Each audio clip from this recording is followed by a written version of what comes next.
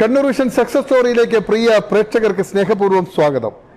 Success story team എന്നുള്ളത് കടൽ തീരത്താണ്, ആദികടലായിൽ സീഷൽ ഹാരിസ് ബീച്ച് റിസോർട്ട്. നമ്മളിവിടെ ഇന്നത്തെ അതിഥി എന്ന് പറഞ്ഞ ചാൾസ് ഏഴിമല. ജന്മം കൊണ്ട് കൊല്ലംകാരൻ, കർമ്മം കൊണ്ട് കണ്ണൂരുകാരൻ. 4-ാം വയസ്സിൽ കണ്ണൂരിലേക്ക് പറിച്ച് നടപ്പെട്ട ബാല്യമാണ് അദ്ദേഹത്തിന്. എന്തുകൊണ്ട് ചാൾസ് സക്സസ് സ്റ്റോറിയിൽ വരുന്നു എന്നല്ലേ, നമ്മുടെ കടലിൻ്റെ കായലിൻ്റെയൊക്കെ ആഴങ്ങളിലേക്ക് അപ്രതീക്ഷിതമായി വലിച്ചെടുക്കപ്പെട്ട 50-ലേറെ മനുഷ്യരെ കൈക്കുമ്പിളിൽ ചേർത്ത് പിടിച്ച് രക്ഷിച്ച ഒരു മനുഷ്യൻ. ഏതാണ്ട് 15,000-ത്തിലധികം മനുഷ്യരെ നീന്തൽ പരിശീലിപ്പിച്ച വ്യക്തി.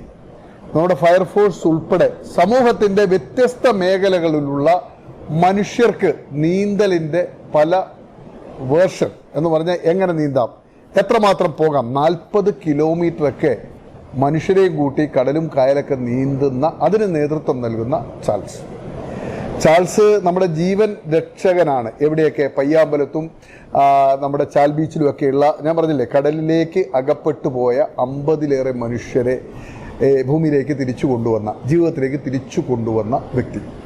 അതിനൊക്കെ അപ്പുറത്തേക്ക് നാം കാണേണ്ടത് ഈ നീന്തലിൻ്റെയും അതുപോലെ നീന്തൽ പരിശീലനത്തിൻ്റെയൊക്കെ ഒത്തിരി റെക്കോർഡുകൾ സ്ഥാപിച്ച വ്യക്തി. സമാധാനത്തിന് വേണ്ടി ലോക യുദ്ധമൊക്കെ നടക്കുമ്പോൾ സമാധാനത്തിന് വേണ്ടി ജലശയനം ഉൾപ്പെടെയുള്ള അങ്ങനെ സമൂഹത്തിൻ്റെ വ്യത്യസ്ത മേഖലകളിലേക്ക് തൻ്റെ പ്രവൃത്തി കൊണ്ട്, തൻ്റെ പരിശീലനം കൊണ്ട്, തൻ്റെ രക്ഷാപ്രവർത്തനം കൊണ്ട് മനുഷ്യ മനസ്സിൽ, ഹൃദയത്തിൽ സ്ഥാനം നേടിയ ചാൾസ് ഏഴിമലയോടൊപ്പമാണ് ഇന്നത്തെ നമ്മുടെ സഞ്ചാരം. ചാൾസ് ആരാണ്? ജന്മം കൊണ്ട് കൊല്ലം, കർമ്മം കൊണ്ട് കണ്ണൂർ എന്ന് പറയുമ്പോൾ എങ്ങനെ കണ്ണൂരിലേക്ക് എത്തി? ചാൾസ് എങ്ങനെ ഈ മേഖലയിലെത്തി? ഒരു ലൈഫ് ഗാർഡായി, ടൂറിസം വകുപ്പിന്റെ ലൈഫ് ഗാർഡായി ഇന്നും വിനോദസഞ്ചാരികളുടെ രക്ഷകനായി പ്രവർത്തിക്കുന്ന ചാൾസിന്റെ ജീവിതത്തിലൂടെ നമുക്കൊന്ന് സഞ്ചരിക്കാം. പ്രേക്ഷകർക്കും ഒപ്പം ചാൾസിനും സക്സസ് സ്റ്റോറിയിലേക്ക് സ്വാഗതം.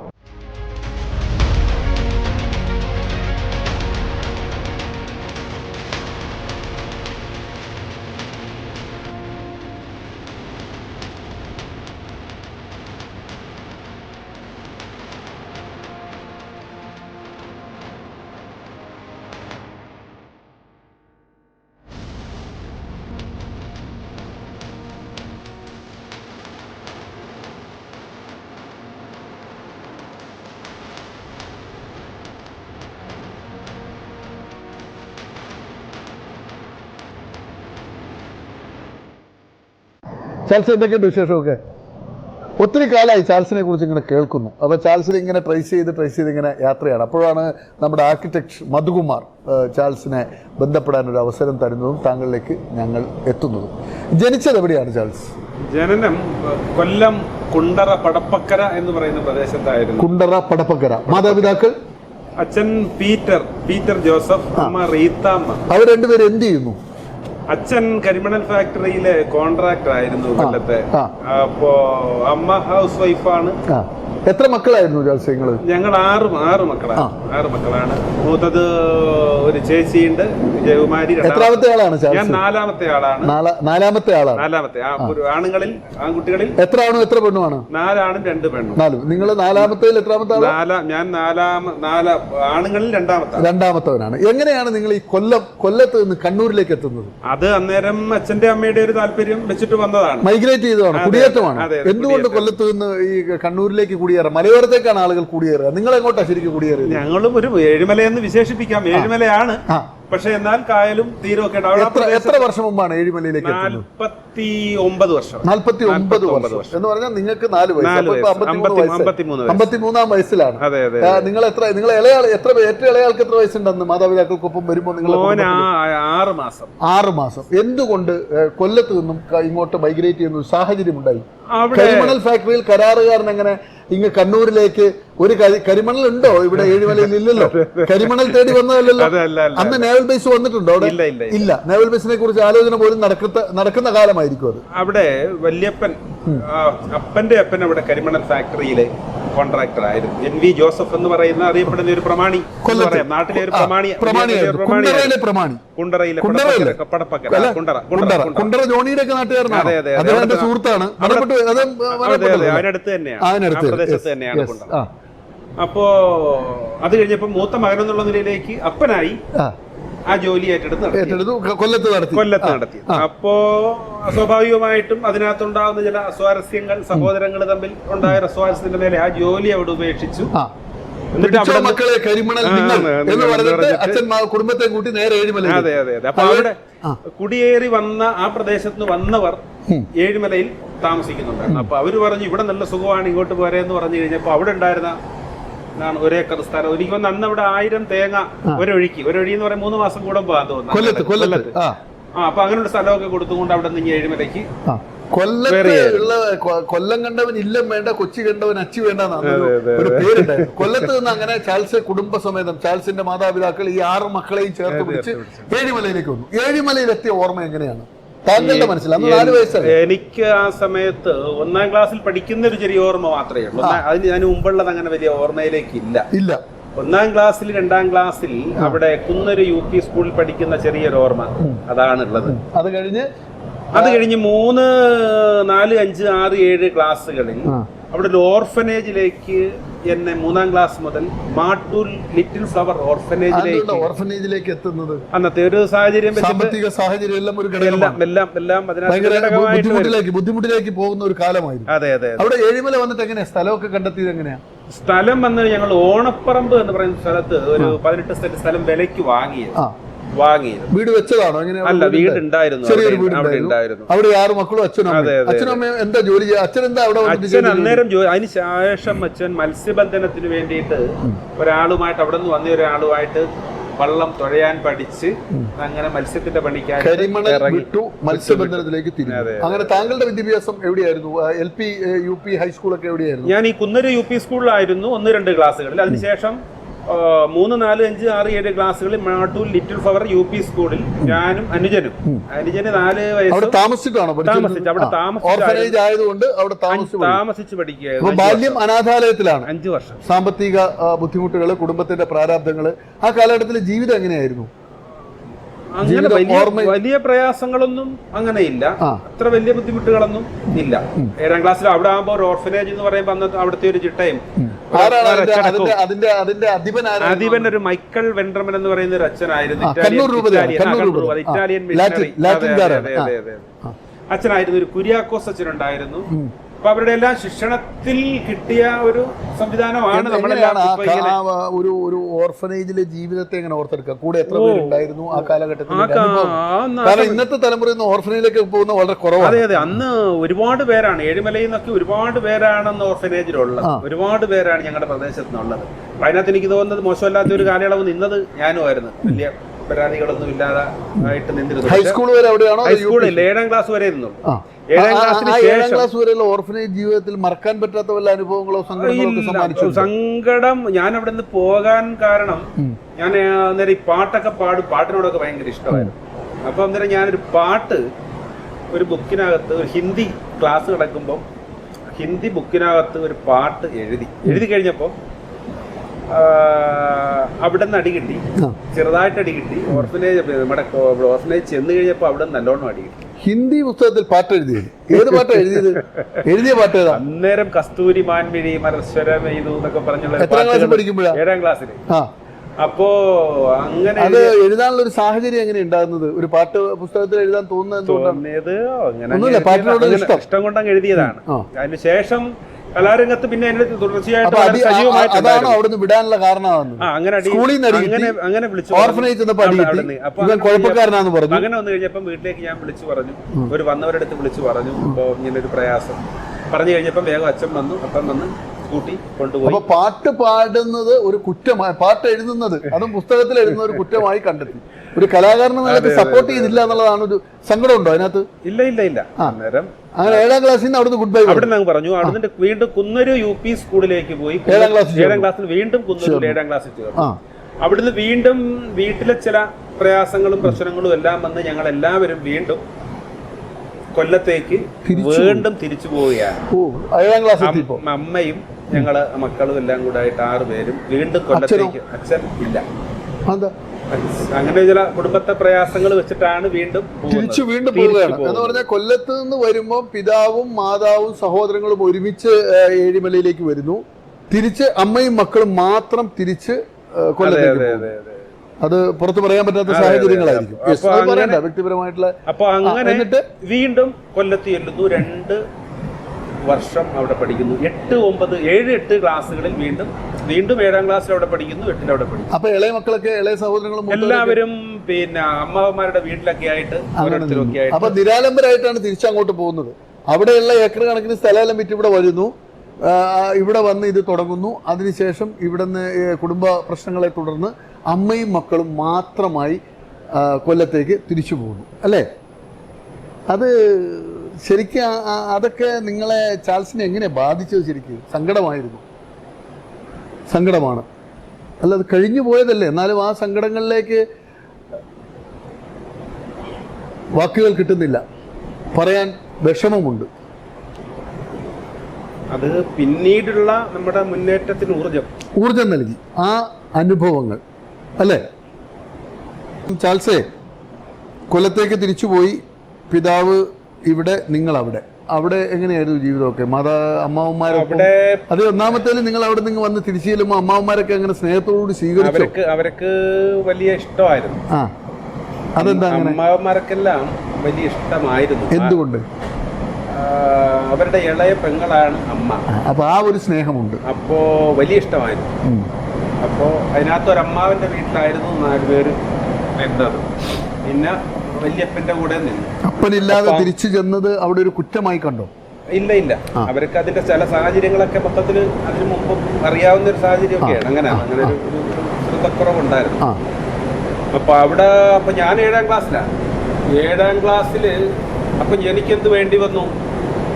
ഞാൻ നിൽക്കുന്ന അമ്മാവിന്റെ വീട്ടിലല്ല, കുടുംബ വീട്ടിലാണ്, വല്യപ്പന്റെ കൂടെയാണ്, തറവാട്ടിലാണ്. അമ്മയും ഞാനും ചേച്ചി, മൂത്ത ചേച്ചി, ഞങ്ങൾ 3 പേര് അവിടെയാണ്.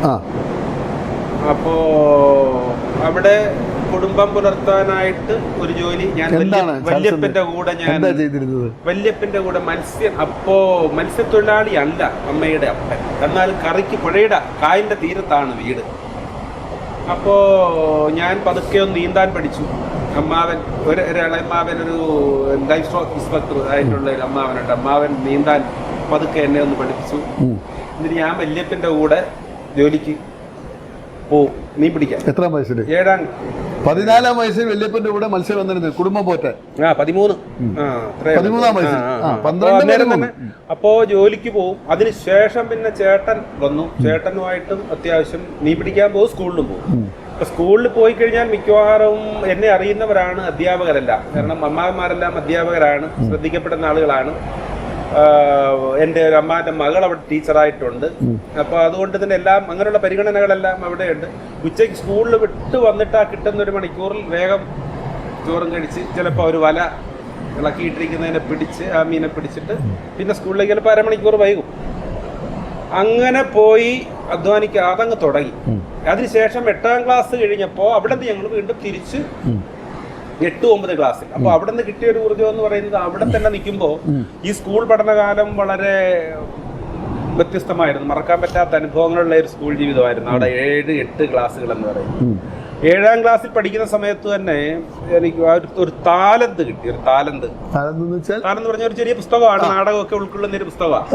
അപ്പൊ അതിനകത്തൊരു നാടകം കണ്ടു, മൂന്നാമൻ എന്ന് പറയുന്ന ഒരു നാടകം. എൻ്റെ പേര് ഞാൻ ഇപ്പോഴും ഓർക്കുന്നു. ആ നാടകം ഞാൻ ആ സ്കൂളിലെ കുട്ടികളെ, എൻ്റെ കൂടെ പഠിക്കുന്ന കുട്ടികളെ, മറ്റു ക്ലാസ്സിലെ കുട്ടികളെയൊക്കെ ചെന്ന് ഞാനവിടെ സ്കൂളിൽ ചെന്ന് ചേർന്ന് 1 മാസം 2 മാസം കഴിഞ്ഞപ്പോഴത്തേക്ക് ഈ കുട്ടികളെയൊക്കെ കൂട്ടി ഞാൻ തന്നെ ഒരു നാടകം ഡയറക്റ്റ് ചെയ്തു. അപ്പം അവിടുത്തെ പ്രധാനപ്പെട്ട ഒരു അധ്യാപകൻ 10ാം ക്ലാസ്സിലെ കുട്ടികളെ ജീൻ വാൽജീൻ്റെ ഒരു നാടകം പഠിപ്പിച്ചുകൊണ്ടിരിക്കുകയാണ്. അപ്പം ഞാൻ എന്ത് ചെയ്തു? ഞാൻ ഈ നാടകം പഠിച്ച് യൂത്ത് ഫെസ്റ്റിവലിൻ്റെ തലേ ദിവസം 2 ദിവസം മുമ്പ് ഞാൻ ആ അധ്യാപകനെ പോയി കണ്ടിട്ട് ഈ നാടകം കാണാൻ വിളിച്ചു. സാറേ ഒന്ന് വന്ന് നാടകം ഇത് കാണണമെന്ന് പറഞ്ഞു. കണ്ടു കഴിഞ്ഞപ്പം ഫെലിക്സ് സാർ എന്ന് പറഞ്ഞു. അപ്പൊ സാറിന് നാടകം അങ്ങ് ഇഷ്ടപ്പെട്ടു. ഫെലിക്സിന് ഇഷ്ടപ്പെട്ടു. അതിന്റെ ആവശ്യമായ സംവിധാനങ്ങളെല്ലാം, കുറച്ച് കറക്ഷനൊക്കെ, ആവശ്യമായ സംഗതികളൊക്കെ ചെയ്തു വന്നു. നാടകം ഫസ്റ്റ് ക്ലാസ്. എത്രാം ക്ലാസ്സിലാണ്? ഏഴാം ക്ലാസ്സിൽ യൂത്ത് ഫെസ്റ്റിലെ നാടകത്തിൽ ഡയറക്ട് ചെയ്തു. സംവിധാനം, അഭിനയം ഉണ്ടായിരുന്നു. അഭിനയം ഉണ്ടായിരുന്നു. വീണ്ടും ഒരു നാടകം, വീണ്ടും അടുത്ത ആ വർഷം വീണ്ടും ഒരു നാടകം നടത്തി. അത്ഭുതാങ്കണോ എന്നും TL ജോസിന്റെ ആണെന്ന് തോന്നിക്കൊന്നൊരു അത്ഭുതാങ്കണോ എന്നും പറഞ്ഞൊരു നാടകം ആദ്യ അധ്യാപകരുൾപ്പെടെ വന്ന് ഡയറക്റ്റ് ചെയ്ത് ഗംഭീരമായൊരു നാടകം അത്ഭുതാങ്കണം എന്ന് പറഞ്ഞ് ഒരു നാടകം നടത്തി. 8ാം ക്ലാസ്സിലേക്ക് വന്നു കഴിഞ്ഞപ്പം വീണ്ടും ഒരു നാടകം മാത്രമല്ല, നേരം ഒപ്പന, ഗാനമേള, ഇതിനെല്ലാം പെൺകുട്ടികളുടെ ഒരു ഗ്രൂപ്പ്, ഒരു ആൺകുട്ടികളുടെ ഒരു ഗ്രൂപ്പ്. 10ാം ക്ലാസ് പഠിക്കുന്ന കുട്ടികളെയൊക്കെ ഞാൻ ഒപ്പന പഠിപ്പിച്ചു. Mono act. ഞാൻ 7ാം ക്ലാസ്സിൽ കൊന്നൊരു സ്കൂൾ പഠിക്കും മോണോ ആക്ട് ഉണ്ടായിരുന്നു. അന്ന് എനിക്ക് അതിന് സ്കൂൾ തലത്തിൽ വിട്ട് മേലോട്ട് പോകാനായിട്ട് ഒരു അവസരം കിട്ടിയില്ല, ചാൻസ് കിട്ടിയില്ല. അപ്പൊ അതിന്റെ നഷ്ടങ്ങളെല്ലാം അവിടെ ചെന്നങ്ങ് നികത്തി. എത്രാം ക്ലാസ് വരെ കൊല്ലത്ത് പഠിച്ചു? 7-8 ക്ലാസ്സുകളിലാണ് കൊല്ലത്ത് പഠിച്ചു. 3 നാടകം, അതിനിടയ്ക്ക് ഏകാംഗ നാടകങ്ങൾ 3 ഡയറക്ട് ചെയ്തു. കൊഴുത്ത കാളക്കുട്ടി എന്ന് പറഞ്ഞ ധൂർത്തപുത്രന്റെ കഥ പറയുന്ന ഒരു നാടകം ഡയറക്ട് ചെയ്തു. അതിനകത്ത് മികച്ച അഭിനേതാവിനുള്ള സമ്മാനം മികച്ച അഭിനേതാവാണ്. അപ്പൊ ഇതെല്ലാം നമുക്ക് ഈ കഴിവുള്ളിൽ ഉറങ്ങിക്കിടക്കുന്നു എന്നുള്ളത് ഉണ്ടല്ലോ. സഹോദരങ്ങളിൽ ആർക്കെങ്കിലും ഇത്തരം ആക്ടിവിറ്റീസ്? അനുജൻ SN കോളേജിലെ പിന്നെ കൊല്ലത്ത് തന്നെയാണോ? അല്ലല്ല, ഇവിടെ തന്നെയായിരുന്നു അവൻ. അതിനുശേഷം ഇവിടെ വന്ന് തിരിച്ചു വന്ന കഥ പറയാനുണ്ട് നമുക്ക്, പറയാനുണ്ട്. അപ്പൊ അവിടെ നിൽക്കുമ്പോൾ ഈ സ്കൂൾ കാലഘട്ടത്തിൽ യുവജനോത്സവങ്ങളിലെ വേദികളിലെ നിറസാന്നിധ്യമായിരുന്നു ചാൾസ്.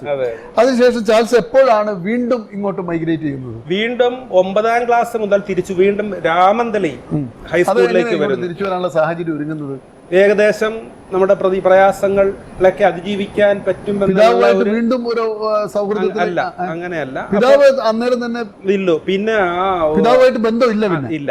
അതിജീവിച്ചു പോകാൻ പ്രാപ്തമായി ഇങ്ങോട്ട് പോയി. കാരണം പ്രേക്ഷകർ ആലോചിക്കുന്നുണ്ട്, അവിടെ ഉണ്ട്, നിങ്ങളെ കുടുംബമായിട്ട് ബന്ധമില്ല. ഇല്ല. അദ്ദേഹം നിങ്ങളെ മക്കളുമായിട്ട് 6 മക്കളുമായിട്ടും ബന്ധമില്ല. അപ്പോ പ്രാപ്തി നേടി നമ്മൾക്ക് ഇവിടെ വന്ന് വീണ്ടും എന്തുകൊണ്ട് ഇങ്ങോട്ട് വരാനുള്ള ഒരു മനസ്സുണ്ടാകാൻ കാരണം? വരാൻ ഇല്ല, അമ്മയ്ക്ക് ഈ പിന്നെ അമ്മമാരെല്ലാം അമ്മേനെ കാര്യമായിട്ട് ഹെൽപ്പ് ചെയ്യുന്നവരാണ്. എന്നാലും അമ്മയ്ക്ക് ഒരു സ്വയം പര്യാപ്തതയിലേക്ക് എത്തി തന്നെ പോകണം എന്നുള്ള ഒരു താല്പര്യം. അമ്മ 6 മക്കളെയും കൂടി തിരിച്ചിങ്ങോട്ട് താമസമൊക്കെ ഇവിടെ വീടുണ്ടല്ലോ, ഇവിടെ വീടും സ്ഥലമൊക്കെ ഉണ്ട്. അപ്പൊ അപ്പനില്ലേ അവിടെ? ഇല്ല. അപ്പൊ ഒരു പ്രതിസന്ധിയിൽ നിങ്ങളെ ഉപേക്ഷിച്ച് വീട് ഉപേക്ഷിച്ചു, അങ്ങനെയാണോ? അങ്ങനെ പറയുന്നത് തെറ്റില്ല. കാരണം ഇത് പ്രേക്ഷകർ കേൾക്കുമ്പോൾ അത് കുറച്ച് നാളുകളെ ഉണ്ടായിരുന്നു പ്രയാസം. അതിനുശേഷം ഞാൻ വളർന്നു വന്നതോടുകൂടി ശരിയായി.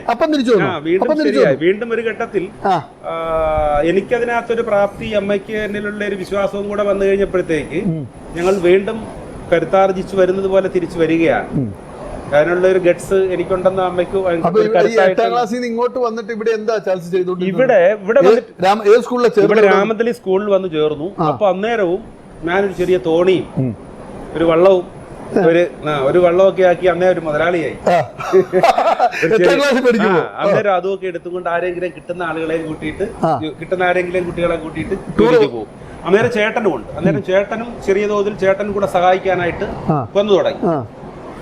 അപ്പോ ഈ പണിക്ക് പോകുക എന്ന് പറഞ്ഞാൽ രാത്രി 12 മണി വരെ, രാത്രിയാണ് നമ്മൾ ജോലിക്ക് പോകുന്നത്, മീൻ പിടിക്കാൻ പോകുന്നത് രാത്രിയാണ്. അപ്പൊ സന്ധ്യക്ക് തുടങ്ങി ഒരു 12 മണി വരെ മത്സ്യം പിടിക്കും. എന്നിട്ട് അവിടെ എവിടെയെങ്കിലും കടത്തുണ്ണയിൽ ഞങ്ങൾ കിടന്നുറങ്ങും. ഇപ്പോഴത്തെ സൈഡിൽ വരത്തേര് കിടന്നുറങ്ങും. ഉറങ്ങിയതിന് ശേഷം രാവിലെ 6 മണിയാകുമ്പോൾ ഇതും കൊണ്ട് വിൽക്കാൻ പോകും. 6 മണിയാകുമ്പം ഇതിനെ കൈത്തട്ടയിൽ വെച്ചും കൊണ്ട് കുഞ്ഞിമംഗലം ആ സൈഡുകളിലൊക്കെ കൊണ്ട് രാവിലെ 6 മണിക്ക്. ഇതിന് രാവിലെ പുഴ മത്സ്യമാണല്ലോ, അപ്പൊ കുറച്ചേ കാണും. ഇതിനെ കൊണ്ടുവന്ന് രാവിലെ 6 എത്ര മണിക്ക് മത്സ്യബന്ധനത്തിന് പോകും? 6 മണിക്ക്. രാവിലെ 6 മണിയാകുമ്പം നമ്മുടെ വീടുകളിൽ എത്തി. അപ്പൊ മത്സ്യം എപ്പോഴാണ് പിടിക്കുക?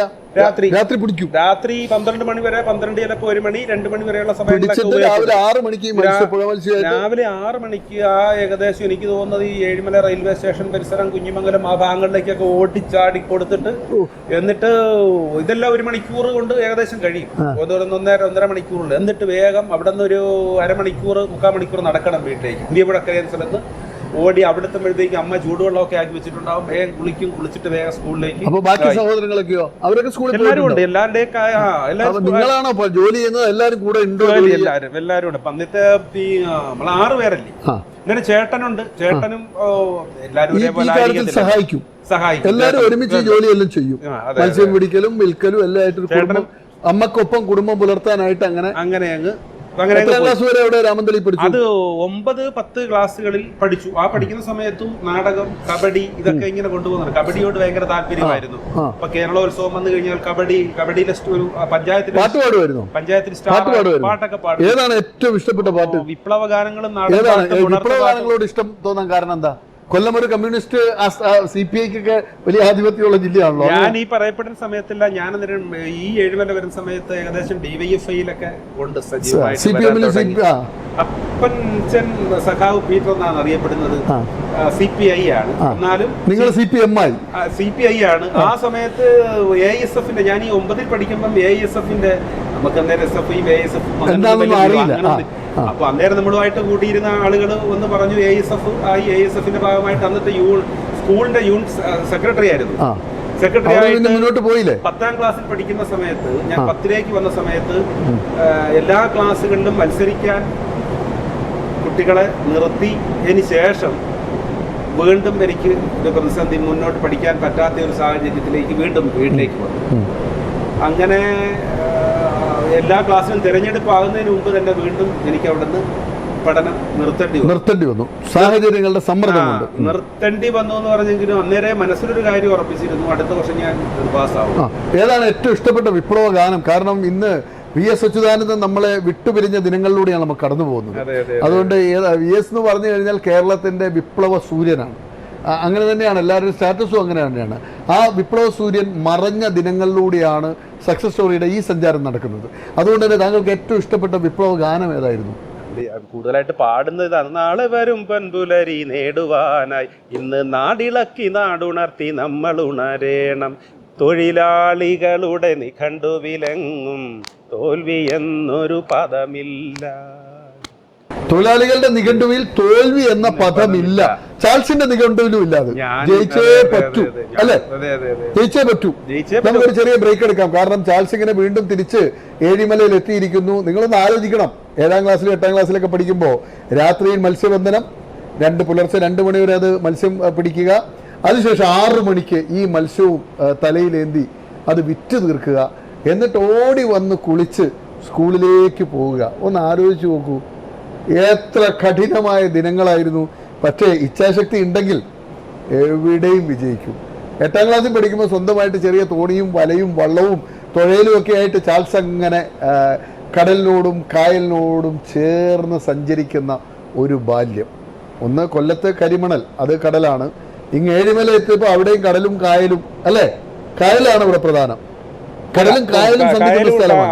അഴിമുഖമാണ്. കടല്, കായല്, പിന്നെ പുഴ എല്ലാം ഒത്തുചേരുന്ന കണ്ണൂർ ജില്ലയിലെ ഏറ്റവും പ്രകൃതി രമണീയമായ ഏഴിമലയുടെ തീരങ്ങളിൽ അങ്ങനെ ചാൾസ് തന്റെ ജീവിതം പടുത്തുയർത്തുകയാണ്. ചാൾസ് അപ്പോൾ സ്കൂൾ പഠനം 10ാം ക്ലാസ് ഇടയ്ക്ക് നിലച്ചു, പിന്നെ 10ാം ക്ലാസ് എഴുതിയെടുത്തു. 10ാം ക്ലാസ്സിൽ എനിക്കറിയാം, അന്ന് 10ാം ക്ലാസ്സിൽ പഠിക്കുമ്പോൾ മിക്കവാറും വിജയ ശതമാനം വളരെ കുറവാണല്ലോ. 44-50% അത്രയൊന്നും ഇല്ല തോന്നുന്നു, അതിലും എത്രയോ പിന്നിലാണ്. അപ്പോൾ ഞാൻ അടുത്ത വർഷം കരുതിയത് അടുത്ത വർഷം ഈ ഒരു വർഷം ഗ്യാപ്പ് എടുത്ത് അടുത്ത ഒരു വർഷത്തേക്ക് ജീവിക്കാനുള്ള കാശൊക്കെ സ്വരുക്കൂട്ടി എന്നിട്ട് പണിക്ക് പോകണം, അല്ല എന്നിട്ട് പഠിക്കാൻ പോകണം. അങ്ങനെ ആ ശ്രമത്തിലേക്ക് ഞാൻ കടന്നു. കൃത്യമായിട്ട് അതങ്ങ് പോയി. അടുത്ത വർഷം പോകാനിരിക്കുമ്പം എൻ്റെ കൂടെ ജോലിക്ക് വരുന്ന ആൾക്ക് നോക്കുമ്പോൾ മോശമല്ലാത്ത നിലയിലേക്ക് പൈസ കിട്ടുന്നു, നീ കിട്ടുന്നു. അപ്പൊ എൻ്റെ അടുത്ത് പറഞ്ഞ ജാൾസ, ഞാൻ പറഞ്ഞു ഈ മീൻ നമുക്ക് നാളെ കിട്ടും, എനിക്ക് പഠനം ഇപ്പം തുടരുകയാണ്. ജൂൺ മാസമായപ്പോൾ 10ാം ക്ലാസ്സിൽ പഠിക്കാൻ പോകുന്നത് പിന്നെ നേരെ അവിടെ ഒരു ഹരിശ്രീ ട്യൂട്ടോറി, അതൊരു വ്യത്യസ്തമായ അനുഭവം, വലിയ നല്ല ഒരു ഇതായിരുന്നു. അപ്പോൾ അവിടെ പഠിക്കാൻ പോയി. അവിടെ ചെന്ന് കഴിഞ്ഞപ്പോഴത്തേക്ക് അതിന് മുമ്പത്തെ വർഷം ഏകദേശം പഠിച്ച കുട്ടികളെല്ലാവരും ഹരിശ്രീയിലേക്ക് വന്നിട്ടുണ്ട്. അപ്പൊ അവിടെ എനിക്ക് മികച്ച നിലയിൽ പഠിക്കാം. അതൊരു വ്യത്യസ്ത, സാധാരണ അതുവരെ പഠിച്ച രീതിയിൽ നിന്ന് വളരെ വ്യത്യസ്തമായ ഒരു ഭാഗത്ത് തൊഴിൽ ചെയ്യുന്നു, ജീവിതാനുഭവങ്ങളുടെ കരുത്ത് ഒരു ഭാഗത്ത്, പിന്നെ പഠനം. അപ്പോ വളരെ മികച്ച നിലയിലേക്ക് എനിക്ക് അത് പെർഫോം ചെയ്യാൻ അവിടുത്തെ പഠനത്തിന്. ഈ 10ാം ക്ലാസ് ഒക്കെ എത്തുമ്പോഴത്തേക്ക് നീന്തലിലൊക്കെ എങ്ങനെയാണ് ആ കാലമൊക്കെ എങ്ങനെയാണ്? നീന്തൽ പരിശീലനമൊക്കെ ആദ്യം നീന്തലില് ഞാൻ 7-8 ക്ലാസ്സുകളിൽ കൊല്ലത്തുണ്ടായിരുന്നു പറഞ്ഞ സമയത്ത് തന്നെ നീന്തൽ ചെറിയൊരു വശമായി കഴിഞ്ഞപ്പോൾ അതിനകത്ത് കുറച്ചൊരു ഐഡിയ രൂപപ്പെടുത്തി. റിലാക്സ് ചെയ്ത് നീന്താനുള്ള സംഗതി വെച്ചിട്ട് ദീർഘദൂരം ആ സമയത്ത് തന്നെ 7ാം ക്ലാസ് പഠിക്കുന്ന സമയത്ത് തന്നെ ഞാൻ പോയിരുന്നു. എത്ര ദൂരം? ഏകദേശം ഞങ്ങൾ രാവിലെ ഞാനും എൻ്റെ സുഹൃത്തും കൂടി രാവിലെ 7:15 ഇറങ്ങി നീന്തൽ തുടങ്ങിയത്, തിരിച്ചു വന്ന് കയറിയത് 12:15 ആ സമയത്ത് അവിടെ ഒരു ബസ് വന്നു. ആ സമയത്താണ് തിരിച്ചു വരുന്നത്. അത്രയും സമയമൊക്കെ നീന്താൻ പറ്റുമോ? അത്രയും സമയം ഞങ്ങൾ നീന്തിയിട്ട് എവിടെയാ നിങ്ങൾ നീന്തി തിരിച്ചു വന്ന പോയ വഴിക്ക് തന്നെ തിരിച്ചു വന്നു. പോയിട്ട് ഇങ്ങനെ ഓരോ കരക്കിളിങ്ങനെ പോയി തിരിച്ച്, അതായത് അവിടെ നിന്ന് വിട്ട് കഴിഞ്ഞാൽ കായലിലാണ് നീന്തുന്നത്. കായലില്ല. തിരിച്ച് വരുമ്പോൾ എന്തുകൊണ്ടാണ് അങ്ങനെ ചെയ്യുന്നത്? അതൊരു ഹരമാണോ? അതങ്ങനെ പോയപ്പോ ഒരു സ്ഥലത്ത് ചെന്ന് കഴിഞ്ഞപ്പോ അടുത്ത സ്ഥലത്തേക്ക് പോകാൻ അങ്ങനെ അതൊരു ശീലമായി മാറി. അങ്ങനെ അങ്ങ് പോയിട്ട് തിരിച്ചുവിടാൻ വീട്ടിലും വരണമല്ലോ. തിരിച്ചു വന്നു കഴിഞ്ഞപ്പം ചേച്ചി ഞങ്ങളെ കാണാഞ്ഞിട്ട് രാവിലെ മുതൽ ഉച്ചവരെ കാണാതിരുന്നിട്ട് ആകെ ദേഷ്യത്തിൽ ഞങ്ങൾ ഇട്ടുന്ന ഡ്രസ്സൊക്കെ എടുത്തുകൊണ്ട് പോയി വീടിനകത്ത് ചടച്ച് പൂട്ടി. സൈഡിൽ വന്നിട്ട് അത്രയും ദേഷ്യം കാണുന്നില്ലല്ലോ, ചരലുവാരി 7 മണിക്ക് പോയതല്ലേ, 12 മണിയായിട്ട് 5 മണിക്കൂർ. അപ്പൊ അങ്ങനെ ഒരു നീന്തിയ ഒരു സംഗതി മനസ്സിൽ ഉണ്ട്, എപ്പോഴും കിടന്നിട്ടുണ്ടാകാം. ഇത്രയും ദൂരം ചെയ്യാൻ പറ്റുമെന്നുള്ളൊരു തോന്നലൂടെ കിടന്നിട്ടുണ്ടാകാം. അതിനുശേഷം ഈ മത്സ്യവുമായിട്ട് ബന്ധപ്പെട്ട് അതിന്റെ തുടർച്ചയായിട്ട് 9ാം ക്ലാസ്സിലായി, 10ാം ക്ലാസ്സിലായി. വീണ്ടും അതിനുശേഷം എനിക്ക് തോന്നുന്നത് ഈ ഇതിന്റെ തുടർച്ചയായി 10ാം ക്ലാസ്സിൽ എത്തിക്കഴിഞ്ഞപ്പോൾ സെമിനാരിയിൽ പോകണം എന്നുള്ളൊരാഗ്രഹം ആയിരുന്നു. അപ്പോൾ സെമിനാരിയിൽ പോകാനായിട്ട് അതിൻ്റെ ഒക്കേഷൻ ക്യാമ്പിന് പോയി. അപ്പോൾ അങ്ങനെയുള്ള ക്യാമ്പുകളിലൊക്കെ പോയി കഴിഞ്ഞാൽ നമ്പർ 1 ആയിട്ട് നിൽക്കും, എല്ലാ കാര്യങ്ങളിലും ഇടപെട്ട് സജീവമായിട്ട് നിൽക്കും. അപ്പോൾ എന്നെ അവർക്ക് ഇഷ്ടപ്പെട്ടു. ഇടവക വികാരി അച്ഛൻ്റെ അടുത്ത് ചോദിക്കാനായിട്ട് വന്നു എന്നെ. അപ്പോൾ അവിടെ വന്നു കഴിഞ്ഞപ്പോൾ ഞാൻ പിന്നീടാണ് അറിഞ്ഞത്, അവിടെയുള്ള പ്രായമുള്ള 2 അമ്മമാർ പറഞ്ഞു, ചാൾസൺ പോയി കഴിഞ്ഞാൽ, വീട്ടിൽ നിന്ന് ഇങ്ങനെ പോയി കഴിഞ്ഞാൽ വീട്ടിൻ്റെ കാര്യം പ്രയാസത്തിലാവും. അപ്പോൾ അതുകൊണ്ട് അന്ന് ഇപ്പോൾ അച്ഛൻ എൻ്റെ അടുത്ത് പറഞ്ഞു, ജാൾസൺ അതൊഴികെ എന്ത് വേണമെങ്കിലും ചോദിച്ചോ, തൽക്കാലം വൈദികനാകണ്ട. ആദ്യം ഞാനത് കരുതിയത് ഞാനന്ന് ഡിവൈഎഫ്ഐയുടെ യൂണിറ്റ് സെക്രട്ടറിയാണ്. അപ്പോൾ അതുകൊണ്ടാണോ എന്ന് സംശയിച്ചു. പിന്നീടാണ് അറിയുന്നത് ഇങ്ങനെ ഈ ഒരു കാരണം കൊണ്ടാണ് അച്ഛൻ ഇങ്ങനെ പറഞ്ഞതെന്നുള്ളത്. അപ്പോഴൊക്കെ കൊല്ലത്താണ്, അല്ലല്ല, അവിടെ ജീവിതം കരുപ്പിടിപ്പിക്കുന്നു. 10ാം ക്ലാസ് പഠനത്തിന് ശേഷം അടുത്ത സ്റ്റെപ്പ് എന്താ? പിന്നീട് മത്സ്യബന്ധന രംഗത്ത് സജീവമായി പോകുന്നു. അല്ല, കുറച്ച് നാൾ പോയി. അതിനുശേഷമാണ് സജീവമായിട്ട് അങ്ങനെ പോയാണ്. പിന്നെ പെങ്ങന്മാരുടെ കല്യാണമൊക്കെ നടത്താനുണ്ട്. അപ്പോൾ ചേട്ടനും ഞാനും കൂടി നല്ലതുപോലെ അധ്വാനിച്ച് ഒരാളുടെ കല്യാണം നടത്തി, അടുത്ത ആളുടെ ഒക്കെ കല്യാണമൊക്കെ നമ്മുടെയൊക്കെ പരിമിതികൾക്കുള്ളിൽ നിന്നുകൊണ്ട് കല്യാണം നടത്തി, അതെല്ലാം ആക്കി അങ്ങ് നടത്തി. അതിനുശേഷം ഈ മത്സ്യബന്ധനവുമായിട്ട് ബന്ധപ്പെട്ടാകുമ്പോൾ എനിക്ക് തോന്നുന്നു പെരുമ്പാപ്പുഴയെ സംബന്ധിച്ച് പറഞ്ഞൊരു പെരുമ്പാപ്പുഴ കാനായി മുതൽ അഴിമുഖം വരെ ബൈഹാർട്ടാണ്. എങ്ങനെ വെള്ളത്തിൻ്റെ ആഴം മിക്കവാറും നമ്മുടെ അവിടുത്തെ ഒരു ഭാഷയെ പറഞ്ഞാൽ കാൽപാദങ്ങൾ കാണാമെന്ന് അവിടെ. അപ്പോൾ ഈ ഇതിൻ്റെ 2 കരകളും കാനായി മുതൽ, അത് അതിൻ്റെ ആരംഭം ഏകദേശം അവിടെയാണ്, അതിനപ്പുറം ഉണ്ട്, എന്നാലും അവിടെ ഒരു അണക്കെട്ടൊക്കെ ഉണ്ട്. അവിടെ മുതൽ ചൂട്ടാട് വരെയുള്ള അഴിമുഖം വരെയുള്ള ഭാഗങ്ങളെല്ലാം 2 സൈഡും അതിൻ്റെ ആഴങ്ങളും എല്ലാം പരിചിതമായി നിൽക്കുന്ന അങ്ങനെ ഒരു ഇതായിരുന്നു. അങ്ങനെ പിന്നെ അതിന് ശേഷം അതേപോലെ കുപ്പം പുഴയിലും അങ്ങനെ ഒരു ബന്ധമുണ്ട്. കുപ്പം പുഴ, ചപ്പാരപ്പടവും. മത്സ്യബന്ധനത്തിലൂടെയാണ് ഈ കടലിനെയും ഈ പുഴയെയും ഒക്കെ ആഴത്തിൽ അറിയുന്നത്. മണൽ വാരുന്നൊരു പണിയെടുത്തു, അത് വളരെ കാര്യമായിട്ടുണ്ടായിരുന്നു. ഒരു ഘട്ടത്തിൽ ഒരു 18-19 വയസ്സായപ്പോഴത്തേക്ക് ആ രംഗത്തേക്ക് മാറി. കണ്ണൂർ വളപട്ടണം പുഴയിലായിരുന്നു. അപ്പോൾ അന്ന് ഇപ്പം പറഞ്ഞാൽ അവിശ്വസനീയമായ നിലയിലേക്ക് നേരം ഏത് രംഗത്ത് ഇടപെട്ട് കഴിഞ്ഞാലും അത് നമ്മൾ പൊന്നാക്കുന്ന ഒരു അത് അതിനോട് ഇഷ്ടത്തോടുകൂടി അതങ്ങ് ചെയ്ത് കഴിയുമ്പോൾ അതങ്ങ് പൊന്നാവും, നമ്മൾ ആത്മാർത്ഥമായിട്ട് ഇടപെട്ടാൽ. അപ്പോൾ ആ സമയത്ത് എനിക്ക് തോന്നുന്നത് ഇപ്പം പണി ഞാൻ നിർത്തുന്ന സമയം 350 അടി മണൽ ഞാൻ ഒറ്റയ്ക്ക് വെള്ളത്തിനടിയിൽ പോയിട്ട് മുങ്ങി വാരി കൊണ്ടുവന്ന് കോരി പിടിച്ച് കൊടുക്കുമായിരുന്നു. എന്ന് വെച്ചാൽ അന്ന് 625 രൂപയുടെ ജോലി ചെയ്യുമെന്ന് സാരം. ഒരു ദിവസം ആ കാലത്ത് ഉച്ചയാകുമ്പോൾ എപ്പോ 6000 രൂപ. അത് ശരിക്കും 10-30 വർഷം മുമ്പല്ലേ? 40 വർഷം, എത്ര 30 വർഷം, 35 വർഷം. ഒരു ദിവസം 650 രൂപ ആ കാലത്ത് ഉണ്ടാക്കുന്നത്. അതായത് 125 രൂപയാണ് അരലോട് വാരുന്ന ഒരു വള്ളം മണലിന് കിട്ടുന്നത്. ഇപ്പം ഇത് സ്റ്റോറി ഇത് കാണുമ്പം ഈ പറഞ്ഞ സുഹൃത്തുക്കളൊക്കെ അത് കേൾക്കും. ഏതാണ് അതിൻ്റെ 600. അപ്പോൾ അതിന് ഞാൻ 5 എണ്ണം വരും. 5 എണ്ണം വാരുക എന്ന് പറഞ്ഞു കഴിഞ്ഞാൽ അത് കുറച്ച് മെനക്കെടും. ഞാൻ 3 മണിക്ക് 3 മണിക്കും 4 മണിക്കും, അതായത് ഒറ്റയ്ക്കൊരു വള്ളത്തേൽ പോകുന്നു, ഒറ്റയ്ക്കൊരു ചീനയിൽ ഞാൻ പണിക്ക് പോകും. ബാക്കിയുള്ളവർ ഈ 10ാം ക്ലാസ് എത്തുന്നവർ ഈ 18 വയസ്സ് വരെയൊക്കെ പഠിക്കുന്ന കാലത്ത് എപ്പോഴെങ്കിലും ഒരു രക്ഷാപ്രവർത്തനം നടത്തേണ്ടി വന്നിട്ടുണ്ട്? എപ്പോഴെങ്കിലും ഈ 10ാം ക്ലാസ് ഇല്ല. എപ്പോഴാണ് നീന്തൽ ഒരു പ്രൊഫഷൻ ആണെന്ന് തോന്നുന്നത്? എപ്പോഴാണ് നീന്തൽ പരിശീലനം എന്നുള്ള നിലയിലേക്ക് മാറിയത്? ഞാനിത് ഈ ലൈഫ് ഗാർഡ് എന്നുള്ള നിലയിലേക്ക് വരുന്നത് എനിക്ക് തോന്നുന്നത് അന്ന് LDFന്റെ കോടിയേരി ടൂറിസം മന്ത്രിയായിരിക്കുമ്പോഴാണ് തിരുവനന്തപുരം ജില്ലയിലുണ്ടായിരുന്ന സർവീസിനെ കേരളത്തിലേക്ക് മറ്റ് തീരദേശ ജില്ലകളിലേക്ക് മാറ്റുന്നത്, വ്യാപിപ്പിക്കുന്നത്. അപ്പോൾ അതിൻ്റെ ഭാഗമായിട്ട് വന്നു കഴിഞ്ഞപ്പോൾ ലൈഫ് ഗാർഡുകളെ വേണം. അപ്പോൾ ജനറൽ കാറ്റഗറി, ഫിഷർമാൻ കാറ്റഗറി ഇങ്ങനെയൊക്കെ വെച്ചും കൊണ്ട് ആളുകളെ ക്ഷണിച്ചിട്ടുണ്ടായിരുന്നു. അതും വലിയൊരു അനുഭവമായിരുന്നു ഈ ജോലിയിലേക്ക് കയറുന്നത്. ഈ ജോലിയിലേക്ക് എത്ര വയസ്സായി? ആ സമയപ്പോഴത്തേക്ക് എനിക്ക് 35 വയസ്സാകുന്നു. 34 കഴിഞ്ഞു ആ സമയത്തേക്കും. 20 വർഷം മുമ്പ് 2016 കോടിയേരി ആഭ്യന്തരമന്ത്രി. അപ്പൊ എനിക്ക് ഏകദേശം 35 വയസ്സാകുന്നു ആ സമയത്ത് ഞാൻ ഇത് കൊടുക്കുന്ന സമയത്ത്. ഏറ്റവും കൂടുതൽ പ്രായമുള്ള ആള് ആ ടെസ്റ്റിൽ പങ്കെടുത്തതും ആ സമയത്ത് കയറിയതും ഞാനായിരുന്നു. എന്താണ് അതിന്റെ അനുഭവം? എന്താണ് അത്? വലിയൊരു അനുഭവമായിരുന്നു. കാരണം ഈ പുഴയും ഇതുമായിട്ടൊക്കെ ബന്ധമുണ്ടെന്ന് പറയുന്നെങ്കിലും കടലുമായിട്ട് എനിക്ക് ആ സമയം വരെയും ഇല്ല.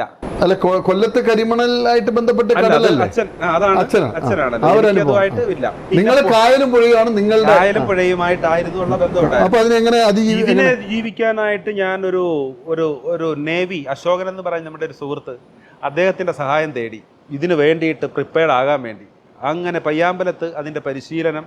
ആദ്യത്തെ ദിവസം എന്നെപ്പോലെ കുറേ പേര് അവിടെ വന്നിരുന്നു. എല്ലാവരും വിട്ടുകളഞ്ഞിട്ട് പോയി. രണ്ടാമത്തെ ദിവസം 4 പേരുണ്ടായിരുന്നു. മൂന്നാമത്തെ ദിവസം ആയി കഴിഞ്ഞപ്പോൾ ഞങ്ങൾ 2 പേര് മാത്രമാണ്.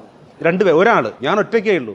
ഞാനൊരു സഹായിനെയും കൂടെ കൂട്ടി. എന്തായാലും ഞാൻ വിടുന്ന പരിപാടിയില്ലാന്ന് വിചാരിച്ചു. ഞങ്ങൾ അവിടെ നിന്ന് പയ്യന്നൂരിൽ നിന്ന് വരും, അശോക സാറും ഞാനും കൂടെ പയ്യാമ്പലത്ത് വന്ന് ഇറങ്ങും. അപ്പോൾ അതിനുള്ള ഒരു പരിശീലനം 10 ദിവസം. അപ്പോൾ എനിക്ക് തോന്നുന്നു അശോക സാർ ടെസ്റ്റിന് പോകുന്നതിനും ഇന്റർവ്യൂവിന് പോകുന്നതിനും അതിന് ഏകദേശം 1 വർഷം മുമ്പാണ്. അപ്പൊ അന്നേ ഈ ഒരു എയിം ഉണ്ട്, ലൈഫ് ഗാർഡ് എന്നുള്ള ഒരു പോസ്റ്റ് എയിം ഉണ്ട്. അന്നേരമേ അപേക്ഷ അണിച്ചിട്ടുണ്ട്. അപ്പൊ ഏത് സമയം വിളിക്കും. അപ്പോൾ അതെല്ലാം എത്ര നാൾ നീണ്ട പരിശീലനമായിരുന്നു? ഏകദേശം എനിക്ക് തോന്നുന്നു ഏകദേശം 1 വർഷത്തിനടുത്ത് നീണ്ട 10 ദിവസമായിരുന്നെങ്കിലും 10 ദിവസമാണ് ഈ ട്രെയിനിങ് കിട്ടിയത്. 1 വർഷം പരിശീലിച്ചു. 1 വർഷം ഞാൻ പയ്യാമ്പലത്തും കുളങ്ങളിലും പിന്നെ റണ്ണിങ്ങും എല്ലാമായിട്ട്. കാരണം ആ ലൈഫ് ഗാർഡിന്റെ ടെസ്റ്റ് ഏത് വിധത്തിൽ വരുമെന്ന് പറയാനൊക്കത്തില്ല. അതുകൊണ്ട് അതിനുവേണ്ടി പ്രിപ്പയർഡ് ആയിരുന്നു. കാരണം ഓടുക, 1/2 കിലോമീറ്റർ നീന്തുക, എന്നിട്ട് വീണ്ടും തിരിച്ച് നീന്തി വന്നുകൊണ്ട് വീണ്ടും ഓടുക, അങ്ങനെയൊക്കെയാണ് ടെസ്റ്റുകൾ വരാനുള്ളത്. അപ്പോൾ അതിനനുസരിച്ചുള്ള തയ്യാറെടുപ്പുകൾ നടത്തിക്കൊണ്ടിരുന്നു.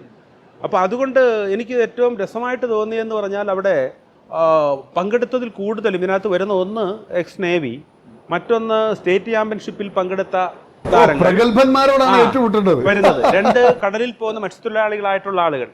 ഇവരാണ് ഇതിന് അവര് മാത്രമാണ്. ഒരു ബാക്ക്ഗ്രൗണ്ടും ഇല്ലാതെയാണ് നമ്മൾ പോകുന്നത്. നമ്മുടെ ബാക്ക്ഗ്രൗണ്ട് എന്ന് പറഞ്ഞു കഴിഞ്ഞാൽ മത്സ്യം പിടിക്കലാണ്. അതാണ് പ്രധാന ബാക്ക്ഗ്രൗണ്ട്. അപ്പൊ ഞാൻ ഇങ്ങനെ പ്രിപ്പയർഡ് ആയതുകൊണ്ട് ഉള്ള ഒരു ഗുണം എന്ന് പറയുന്നത് അവിടെ ഏറ്റവും രസകരമായിട്ട് ആയാസരഹിതം അവിടത്തെ ആ കടലിൽ അന്ന് കോവളം ബീച്ചിൽ നടക്കുന്ന എന്താണ് അവിടുത്തെ ഇന്റർവ്യൂ എങ്ങനെയായിരുന്നു? അത് പിന്നെ 100 മീറ്റർ മണലിൽ കൂടി 13 സെക്കൻഡ് കൊണ്ട് ഓടിയെത്തുക, ഒരാളെ ചുമന്നുകൊണ്ട് 100 മീറ്റർ ഓടുക, 5 കിലോ വെയിറ്റ് കടലിൽ പോയി അങ്ങോട്ട് തിരമാല മറികടന്ന് അവിടെ പോയിട്ട് അവിടെ നിന്ന് 5 കിലോ വെയിറ്റ് കരിമണൽ നിറച്ച ബോട്ടിൽ പോകാതെ തിരിച്ചെത്തിക്കുക. 5 കിലോ ഒരു മനുഷ്യൻ എന്ന് പറഞ്ഞാൽ അവർ ഉദ്ദേശിക്കുന്നത് 5 കിലോ എന്ന് ഉദ്ദേശിക്കുന്നത് ഗ്രിപ്പില്ല, കുപ്പിയാ, മറ്റേ കോളേന്റെ ബോട്ടിലാണ്. അതും ശക്തമായ കടലും, ഭയങ്കര കടലും. അപ്പൊ ഞാൻ അതിന് നേരത്തെ തന്നെ പോയി, തലേന്ന് തന്നെ പോയി പ്രാക്ടീസ് ചെയ്തു. ഈ കടലിൽ നല്ല ശക്തമായ ഞങ്ങളവിടെ ചെല്ലുമ്പോ പിന്നെ തമ്പാനൂരിൽ ചെന്ന് ഇറങ്ങുന്ന സമയത്ത് തമ്പാനൂർ ബസ് സ്റ്റാൻഡും പരിസരം നല്ല ഒഴുക്ക. അത്രയും മഴ പെയ്യുന്നു, അത്രയും ശോഭിച്ച് നിൽക്കുകയാണ്. തിരുവനന്തപുരം നഗരം വെള്ളത്തിലാണ്. അങ്ങനെ ശോഭിച്ച് നിൽക്കുന്ന സമയത്താണ് ടെസ്റ്റ് നടക്കുന്നത്. അപ്പോൾ തലേന്ന് പോയി ആ പരിശീലനം നേടിയത് കൊണ്ട് ഇത്രയും നാൾ നിനക്കിട്ടു ആ തലേന്ന് പോയിട്ട് അതുമായിട്ടൊന്ന് ഈ ടെസ്റ്റിന് വന്നിരുന്നു. അവിടെ അത് 100-200ഓളം പേര് വലിയ തോതിലാണ്. അപ്പോൾ ആ സീനെന്ന് പറയുന്നത് പല ആളുകളും ഈ ഇങ്ങനെയൊക്കെ ഉള്ള തിരഞ്ഞെടുക്കപ്പെട്ട ആളുകൾ വന്നിട്ട് പോലും അവിടുത്തെ അവസ്ഥ കണ്ടിട്ട് നീന്താതെ വന്നവരുണ്ട്. കടലിന്റെ നിങ്ങൾ ഈ നീന്തലിന് പോകുമ്പോൾ നിങ്ങളുടെ സുരക്ഷാ സംവിധാനം അതല്ല, അതിനെല്ലാം ലൈഫ് ഗാർഡുകളുണ്ട്, എല്ലാം കൂടെ ഉണ്ട് ഈ പരിശീലന സമയത്ത്. അങ്ങനെയാണ് കോവളം കടല് നീന്തി കയറിയാണ് താങ്കൾ ലൈഫ് ഗാർഡായി മാറിയത്. ചാൾസി അങ്ങനെ അപ്പോയിന്റ് ചെയ്യുന്നു താങ്കളെ. താങ്കൾ പയ്യാമ്പലം കടൽ തീരത്തും ചാൽ ബീച്ചിലെയും ലൈഫ് ഗാർഡായി മനുഷ്യരുടെ ജീവൻ രക്ഷിക്കാൻ വേണ്ടി വരികയാണ്. ആദ്യത്തെ കോൾ ഏതാ അറ്റൻഡ് ചെയ്യുന്നത്? ആദ്യത്തെ ഒരു ജീവൻ രക്ഷാ പ്രവർത്തനം അവിടെ സ്കൈ ലൈനിന്റെ ഒരു ഫ്ലാറ്റിന്റെ വർക്ക് നടക്കുന്നുണ്ടായിരുന്നു. അവിടുത്തെ ഒരു തൊഴിലാളിയാണെന്ന് പിന്നാണ് അറിഞ്ഞത്. പേര് മറന്നുപോയി, ചങ്ങാതിയുടെ പേര് മറന്നുപോയി. പിന്നീട് നമ്മളൊന്ന് കാണാൻ ശ്രമിച്ചെങ്കിലും പറ്റിയില്ല, ആളിനെ കിട്ടിയില്ല. അതായിരുന്നു ഒരു അനുഭവം, ആദ്യത്തെ ഒരു അനുഭവം. സംഭവം ലഹരിയിലായിരുന്നെന്നാണ് തോന്നുന്നത്. ഇവർ 3-4 പേരുണ്ടായിരുന്നു. മുങ്ങിയാണോ അപകടത്തിൽ പെട്ടതാണോ എന്ന് തിരിച്ചറിയാൻ പറ്റാത്ത ഒരു സാഹചര്യം. കാരണം ഇവർ കളിക്കുന്നതാണോ നീന്തുന്നതാണോ എന്നുള്ളത് അറിയാൻ വയ്യ. 4 പേരുണ്ടായിരുന്നു. അതിനകത്ത് നമ്മൾ ഓരോരുത്തരെയായിട്ട് കരക്കോട്ട് വിളിച്ചുകൊണ്ടുമ്പോൾ ഒരാൾ മാത്രം അങ്ങ് അപ്പം നീന്തുന്നതാണെന്നാണ് കരുതിയത്. നോക്കിയപ്പോൾ ഇദ്ദേഹം ഈ ശ്വാസം പോയി ഏകദേശം കഥ കഴിഞ്ഞ കണ്ടീഷനിലേക്ക് ആൾ കമിഴ്ന്ന് അവിടെ കിടക്കുകയാണ്. നമ്മൾ നീന്തുന്നതാണെന്നാണ് കരുതിയിരുന്നത്. ഏതായാലും നീന്തി അവിടെ അടുത്ത് ചെല്ലുമ്പോഴത്തേക്ക് ആൾ താഴുകയും ചെയ്തു. കടലിന്റെ ആഴങ്ങളിലേക്ക് പോയി. അവിടെ നിന്ന് വേഗം മുങ്ങിയാണ് അദ്ദേഹത്തെ എടുക്കാൻ വേണ്ടി കരയ്ക്ക് കൊണ്ടുവന്നപ്പോഴുണ്ടായിരുന്ന ഒരു അവസ്ഥ എന്ന് പറയുന്നത്, അപ്പോൾ അന്നേരവും എനിക്ക് തോന്നുന്നു അന്നത്തെ ദിവസം വേറെ ലൈഫ് ഗാർഡുകളുടെ സ്ട്രെങ്തിൻ്റെ പ്രശ്നവും കുറവുമൊക്കെ ഉണ്ടായിരുന്നു. അപ്പം വേറെ ആളില്ല. എൻ്റെ ഓർമ്മയിൽ ശരിയാണെങ്കിൽ ഞാൻ ഒറ്റയ്ക്കായിരുന്നു എന്ന്. ഏറെ പ്രയാസപ്പെട്ടാണ് കൊണ്ടുവരുന്നത്. ഒരാളിൻ്റെ കുറച്ച് ആചാരം ബഹുവായിട്ടുള്ള ഒരു കക്ഷിയും കൂടിയായിരുന്നു ഇത്. തിരിച്ചു കൊണ്ടുവന്നപ്പോൾ ഞാൻ അന്നേരം ഓർത്തതെന്ന് പറഞ്ഞാൽ ഒരാൾ പോലും നമ്മളിത് അത്രയും ഇതിനോട് മല്ലടിച്ച് ആകെ ഒറ്റയ്ക്കാണ് ഈ കൊണ്ടുവന്നു കഴിഞ്ഞപ്പോൾ ഒരു ഹെൽപ്പിന് ഒരാളും ഉണ്ടായിട്ടില്ല. ഇല്ല.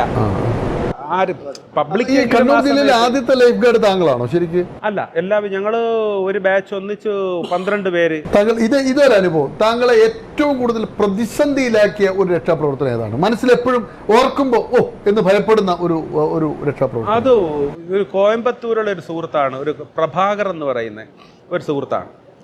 അപ്പോൾ അത് ഞങ്ങൾ ബീച്ചിൽ ജോലി ചെയ്യുന്ന ഭാഗത്തല്ല, അവിടെ നിന്ന് 2 കിലോമീറ്റർ ഏകദേശം അപ്പുറം മാറിയായിട്ടാണ്. ബീച്ചിൻ്റെ വടക്കേ ഭാഗത്തേക്ക് മാറിയിട്ടായിരുന്നു. അപ്പോൾ ഒരാൾ പെട്ടെന്ന്, അപ്പോൾ ഇവർ രാവിലെ അതുവഴി കടന്നു പോയി. ഇവർ രാവിലെ വരെ നടന്ന് പോകുമ്പോൾ ഇവരുടെ അടുത്ത് പറയുന്നുണ്ട്, ഒരു 8-10 ചെറുപ്പക്കാരുണ്ട്, പോകുന്ന സമയത്ത് പറയുന്നുണ്ട് കടലിൽ ഇറങ്ങരുത്, കടൽ റഫാണ്, കാര്യങ്ങളൊക്കെ പറഞ്ഞ് വിടുന്നുണ്ട്. ഇവർ ഞങ്ങളുടെ അടുത്ത് നിന്ന് മാറി ഈ 2 കിലോമീറ്റർ അപ്പുറം പോയി ഇറങ്ങിയിട്ട് കുറച്ച് കഴിഞ്ഞപ്പോൾ ഒരാൾ വന്നിട്ട് വന്നിട്ട് പറയുന്നു, അതാ പോയി റെസ്ക്യൂ ട്യൂബ് എടുത്ത് അവിടെ ഉണ്ടായിരുന്ന ഒരു ഓട്ടോറിക്ഷയിൽ കയറി, ഓട്ടോറിക്ഷ ഡ്രൈവർ ഉണ്ടായിരുന്നു, അതിനകത്ത് കയറി ഞങ്ങൾ ഈ സ്ഥലത്തേക്ക് ബീച്ച് റോഡ് ഉണ്ടല്ലോ, അപ്പോൾ അങ്ങനെ പോവുകയാണ്. ഞാൻ നോക്കിയിട്ട് എവിടെയാ ആളിനെ കാണുന്നില്ല. ഞാൻ കരുതി മുങ്ങിപ്പോയത് തന്നെ. അപ്പം അല്ലല്ല, ഒരാൾ ബാക്കിയുള്ളവരെല്ലാം അവിടെ ചെന്ന് നോക്കുമ്പോൾ ഒരാൾ അങ്ങ് കിടപ്പുണ്ട്. ബാക്കി എന്തോ ഗുരുത്തം. സാധാരണഗതിയിൽ സുഹൃത്തുക്കളെല്ലാം എടുത്ത് ചാടുന്നതാണ്. ഇവർ ചാടിയില്ല. ഇവൻ അവിടെ ആകെ ഒരു പരിഭ്രമം കാണിച്ച് എന്തെങ്കിലും കിട്ടുന്ന വള്ളിയോ കയറോ എന്തോ കിട്ടാൻ വേണ്ടി അവിടെ കുറച്ച് ഈ പൂടിയിൽ അമർന്ന് കിടക്കുന്ന കുറച്ച് പ്ലാസ്റ്റിക് കയറ കിടപ്പുണ്ട്, അതൊക്കെ എടുക്കാൻ നോക്കുന്നു. ഇങ്ങനെ ആകെ വെപ്രാളം. ഞാൻ എന്തായാലും ചാടി പെട്ടെന്ന് അവിടെ ചെന്ന ആളിനെ പിടിച്ചുകൊണ്ട് വരാൻ നോക്കുമ്പോൾ കുറച്ചങ്ങോട്ട് പോയി. ഈ അപകടത്തിൽപ്പെടുന്ന സമയങ്ങളെന്നൊക്കെ പറയുന്നത് മിക്കവാറും കടലിൽ നല്ല പ്രശ്നമുള്ള സമയത്താണല്ലോ അപകടത്തിൽപ്പെടുന്നത്. അപ്പം നമുക്ക് രക്ഷാപ്രവർത്തനവും ലേശം ദുർഘടമായിരിക്കും. അങ്ങനെ കൊണ്ടുവരാൻ നോക്കിയിട്ട് ആളിനെയും കൊണ്ട് കരക്കോട്ട് അടുക്കാൻ അടിയൊഴുക്ക് നല്ലതുപോലെ വലിച്ചോണ്ടിരിക്കുന്നു. അപ്പോ കൊണ്ടുവരാൻ വേണ്ടി നോക്കുന്നു. അങ്ങനെ നോക്കി എത്ര നോക്കിയിട്ടും കരക്കോട്ട് വരുന്നില്ല, വെള്ളം. പിന്നെ അങ്ങനെ ഞാൻ ഇതാക്കിയെന്ന് പറഞ്ഞാൽ റോപ്പിന്റെ കുറച്ച് നീളമുള്ള ഒരു ഭാഗം ഉണ്ടായിരുന്നു. ഈ സാധാരണ അതിനകത്തുള്ള നിലവിലുള്ള സ്ട്രാപ്പല്ല, അല്ലാതെ റോപ്പ് വെച്ച് ഞങ്ങൾ കെട്ടിയിട്ടുണ്ടായിരുന്നു. ഇതിനെ അങ്ങോട്ട് ഇളക്കിയിട്ട് ചങ്ങാതിക്ക് അത് കൊടുത്ത് ഒരു തിര വന്ന് അതിനകത്ത് പിടിച്ചോളാൻ പറഞ്ഞു. തിര അങ്ങോട്ട് വന്നു കഴിഞ്ഞപ്പോൾ അതിനകത്ത് പെട്ടെന്ന് പിടിച്ച് നെഞ്ചിനൊപ്പം വെള്ളത്തിലേക്ക് എത്തി. അവിടെ കാലുറപ്പിച്ച് ചവിട്ടി ഇദ്ദേഹത്തെയും പിടിച്ചു. ഇദ്ദേഹത്തെ കിട്ടിയപ്പോഴത്തേക്ക് അദ്ദേഹത്തിൻ്റെ ബോധവും തീർന്നു. അപ്പോഴത്തേക്ക് ഫയർഫോഴ്സും പിന്നെ ഇതെല്ലാം വന്ന് അവിടെ നിങ്ങളെ കരയിലേക്ക് എത്തിച്ചു. പെട്ടെന്ന് തന്നെ ആളിനെ എടുത്ത് കൊണ്ടുപോയി. ഏറ്റവും താങ്കളുടെ ജീവൻ രക്ഷാ പ്രവർത്തനത്തിൽ ഫെയിലിയർ ആയിപ്പോയ, രക്ഷിക്കാൻ പറ്റാതെ കയ്യിലേക്ക് ജീവൻ നിലച്ചുപോയ ഒരു അനുഭവം പറയാൻ പറ്റുമോ? എല്ലാവരും രക്ഷിക്കാൻ പറ്റിയിട്ടുണ്ടോ? ഒരു കേസ് അതിപ്പോൾ എനിക്കൊന്ന് 2 വർഷം മുമ്പുണ്ടായൊരു അപകടമായിരുന്നു. 2 വർഷം മുമ്പ് ഒരു 4 പേർ ഒന്നിച്ചായിരുന്നു. ഒരു കർണാടകത്തിൽ നിന്ന് വന്ന് കർണാടക സ്വദേശികളായിരുന്നു. അങ്ങനെ കൈവിട്ടു പോയെന്ന് പറഞ്ഞൂടെ, എന്നാലും അത് ഒരു പ്രയാസം ഉണ്ടാക്കി. അപ്പോൾ അതിനകത്ത് 4 പേര്. അപ്പോൾ ഈ അമ്മാവനോ മറ്റോ ആണ് ഇദ്ദേഹം. ബാക്കി എല്ലാവരും കയറാമെന്ന് പറയുമ്പോഴും അമ്മാവൻ അവരെ ഇറങ്ങാൻ പ്രേരിപ്പിച്ചുകൊണ്ടിരിക്കുന്നു. എന്താണെന്നറിയില്ല, എന്താണ് മാനസികാവസ്ഥയെന്നറിയില്ല. പറഞ്ഞ് വല്ലാത്ത നിലയിലേക്ക് ആക്കി. ഇവരെല്ലാവരും കൂടി അങ്ങ് പെട്ടു. 4 പേരും വെള്ളത്തിലും. അതിനകത്ത് 3 പേരെ നമുക്ക് കിട്ടി. ഒരാൾ അത് കൂടുതലും പറ്റിയെന്ന് പറഞ്ഞു കഴിഞ്ഞാൽ ഈ അപകടത്തിൽ ഇവർ പെടാൻ വഴിതെളിച്ച ഈ അമ്മാവൻ പോകാനായിട്ട് അയാളും കൂടി പോകുന്നൊരവസ്ഥയിലേക്ക് വന്നു. അപ്പോൾ അദ്ദേഹത്തെ പിടിക്കേണ്ടി വന്നു. ഒരു പയ്യൻ പോയി. ഏറ്റവും ചെറിയ പ്രായത്തിലുള്ള ഏത് കുട്ടിയാണ് അവിടെ? നിങ്ങളെ രക്ഷപ്പെടുത്താൻ പറ്റാത്ത ഒരു കേസേ ഉള്ളൂ? അത് എല്ലാം ആ ഒരു കേസ് മാത്രമേ എന്റെ മുമ്പിൽ ഉള്ളൂ. വേറൊന്നും വന്നിട്ടില്ല. മരിച്ച ആളുകളെ കണ്ടെത്തി ബോഡി തിരിച്ചു കൊണ്ടുവരേണ്ടി വന്നിട്ടുണ്ടോ? നിങ്ങളുടെ രക്ഷാപ്രവർത്തനം നടത്താതെ തന്നെ പോയി മരണപ്പെട്ടു പോയി എന്നറിഞ്ഞിട്ട് ട്രേസ് ചെയ്ത് പിടിക്കുന്നു? അങ്ങനെയുള്ള കേസുകൾ ഒരുപാടുണ്ട്. അതിൽ ഏറ്റവും സങ്കടകരമായിട്ട് ഫീൽ ചെയ്ത കേസ് അതാണ്. അത് ഒരു പാപ്പനശ്ശേരിയിൽ നിന്ന് വന്ന ഒരു 4 ചെറുപ്പക്കാർ, അവരൊരു 8-10 പേര് നോമ്പിന്റെ തലേന്ന് വന്നിട്ട് വെള്ളത്തിലിറങ്ങി ഫുട്ബോൾ കളിച്ചേച്ച്, നോമ്പ് തുടങ്ങുന്നതിൻ്റെ തലേന്നായിരുന്നു, പന്തിറങ്ങി ഫുട്ബോൾ എടുക്കാനായിട്ട് ഇറങ്ങിപ്പോയി.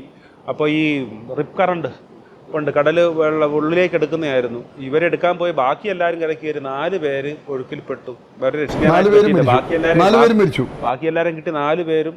അതൊക്കെയാണ് സങ്കടകരമാണ്. ചെറിയ കുട്ടികളൊക്കെ അപകടത്തിൽപ്പെട്ട ഓർമ്മയുണ്ടോ ശരിക്കും? എത്ര വയസ്സൊക്കെയുള്ള ഏറ്റവും സങ്കടത്തിൽപ്പെട്ട ഒരു ഉണ്ട്? ചെറിയ കുട്ടികളെ കൂടുതലും കുറെ ഈ പെരുന്നാളിനോട് അനുബന്ധിച്ചൊക്കെ വരും. ഇപ്പോൾ അത് കുറവാണ്. നമ്മൾ ജോലിക്ക് കയറുന്നത് 2007, 2008, 2009 കാലഘട്ടത്തിലൊക്കെ എന്ന് പറഞ്ഞാൽ ഒരു 12-13 വയസ്സുള്ള കുട്ടികളൊക്കെ സ്ഥിരമായിട്ട് ഈ പ്രശ്നങ്ങൾ എന്താണ്? നമ്മൾ എന്തായാലും അതിനകത്ത് നമ്മുടെ സമയം വളരെ കുറവാണ്. കടലിലിറങ്ങുമ്പോൾ, കായലിലിറങ്ങുമ്പോൾ ശ്രദ്ധിക്കേണ്ട കാര്യങ്ങളൊന്ന് പറയാൻ പറ്റുമോ? വെള്ളത്തെ അറിയുക, ഏറ്റവും പ്രധാനമായിട്ട് നന്നായിട്ട് നീന്താൻ അറിഞ്ഞിരിക്കുക. മറ്റൊന്ന്, ഏത് ജലാശയത്തിലാണോ നമ്മൾ ഇറങ്ങുന്നത് ആ ജലത്തെ അതിൻ്റെ പ്രത്യേകതകളെ സംബന്ധിച്ച് കൃത്യമായ ധാരണ ഉണ്ടായിരിക്കുക. നമ്മൾ പറയുമ്പോൾ എല്ലാ ആഴങ്ങളെയും അടിയൊഴുക്കുകളെയും അതിൻ്റെ അപകട സാഹചര്യങ്ങളെയും കുറിച്ച് കൃത്യമായിട്ട് നമുക്ക് തിരിച്ചറിയാൻ പറ്റുക എന്ന് പറഞ്ഞാൽ എല്ലാവർക്കും അറിയണം എന്നില്ല.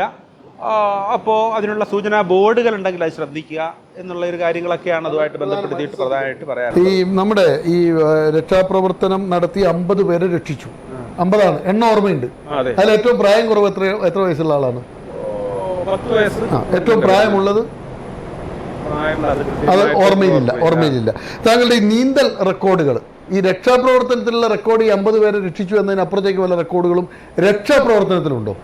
കേരള സ്റ്റേറ്റ് ടൂറിസം വകുപ്പിന്റെ കേരളത്തിലെ മികച്ച ലൈഫ് ഗാർഡിനുള്ള അവാർഡ് 2012, 13, 14 2 വർഷങ്ങളിൽ തുടർച്ചയായിട്ട് കിട്ടിയിട്ടുണ്ട്. ബെസ്റ്റ് ലൈഫ് ഗാർഡ് അവാർഡ് കിട്ടിയിട്ടുണ്ട്. അതാണ് രക്ഷാപ്രവർത്തനത്തിലുള്ള മറ്റൊരു സാധു വീർ പുരസ്കാർ, സാധുവിന്റെ പ്രഥമ വീർ പുരസ്കാർ കിട്ടിയിരുന്നു. പിന്നെ അതെല്ലാം നിരവധിയായ അംഗീകാരങ്ങൾ.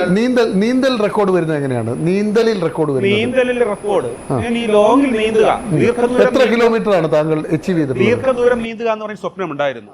അപ്പോൾ നമുക്കതിനകത്ത് ഒരു റെക്കോർഡിലേക്ക് പോകാനുള്ള സാധ്യതയുള്ളത് ഈ കായലും പുഴയും കടലും എല്ലാം കൂടെ ചേർന്ന് കിട്ടുന്ന ഒരു കേന്ദ്രവും, ഇതെല്ലാം വ്യത്യസ്തമായ സ്വഭാവങ്ങളുമാണ് ഇതിൻ്റെ ഈ ജലാശയങ്ങൾ. ഇപ്പോൾ ഇതിനെല്ലാം ഇത് 3ഉം ജോയിൻ്റ് ആക്കി അഴിമുഖം വഴി കായലിലൂടെ വന്ന് പുഴയിലെത്തി അഴിമുഖം വഴി കടലിലൂടെ പോയിട്ട് 14.5 കിലോമീറ്റർ നീന്തിയതാണ് അതിൻ്റെ ഒരു റെക്കോർഡ് വരുന്നത്.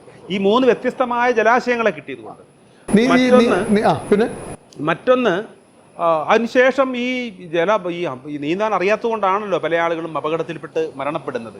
ഈ സാഹചര്യത്തിൽ നീന്തൽ പരിശീലനത്തിന്റെ പ്രസക്തി അവിടെയാണ് ഉയർന്നത്. നീന്തൽ പരിശീലനം തുടങ്ങുന്നത്?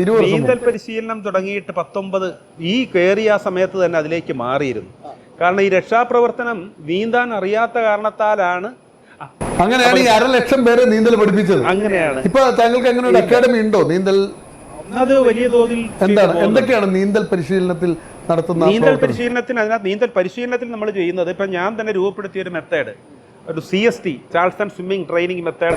സ്വന്തം പേരിൽ ഒരു മെത്തേഡ് ഉണ്ട്, സ്വിമ്മിംഗ് ട്രെയിനിങ് മെത്തേഡ്. അപ്പോ അതിന്റെ പ്രത്യേകത എന്ന് പറയുന്നത് മനഃശാസ്ത്രപരമായ രീതിയിലൂടെയുള്ള ഒരു പഠന രീതിയാണ്.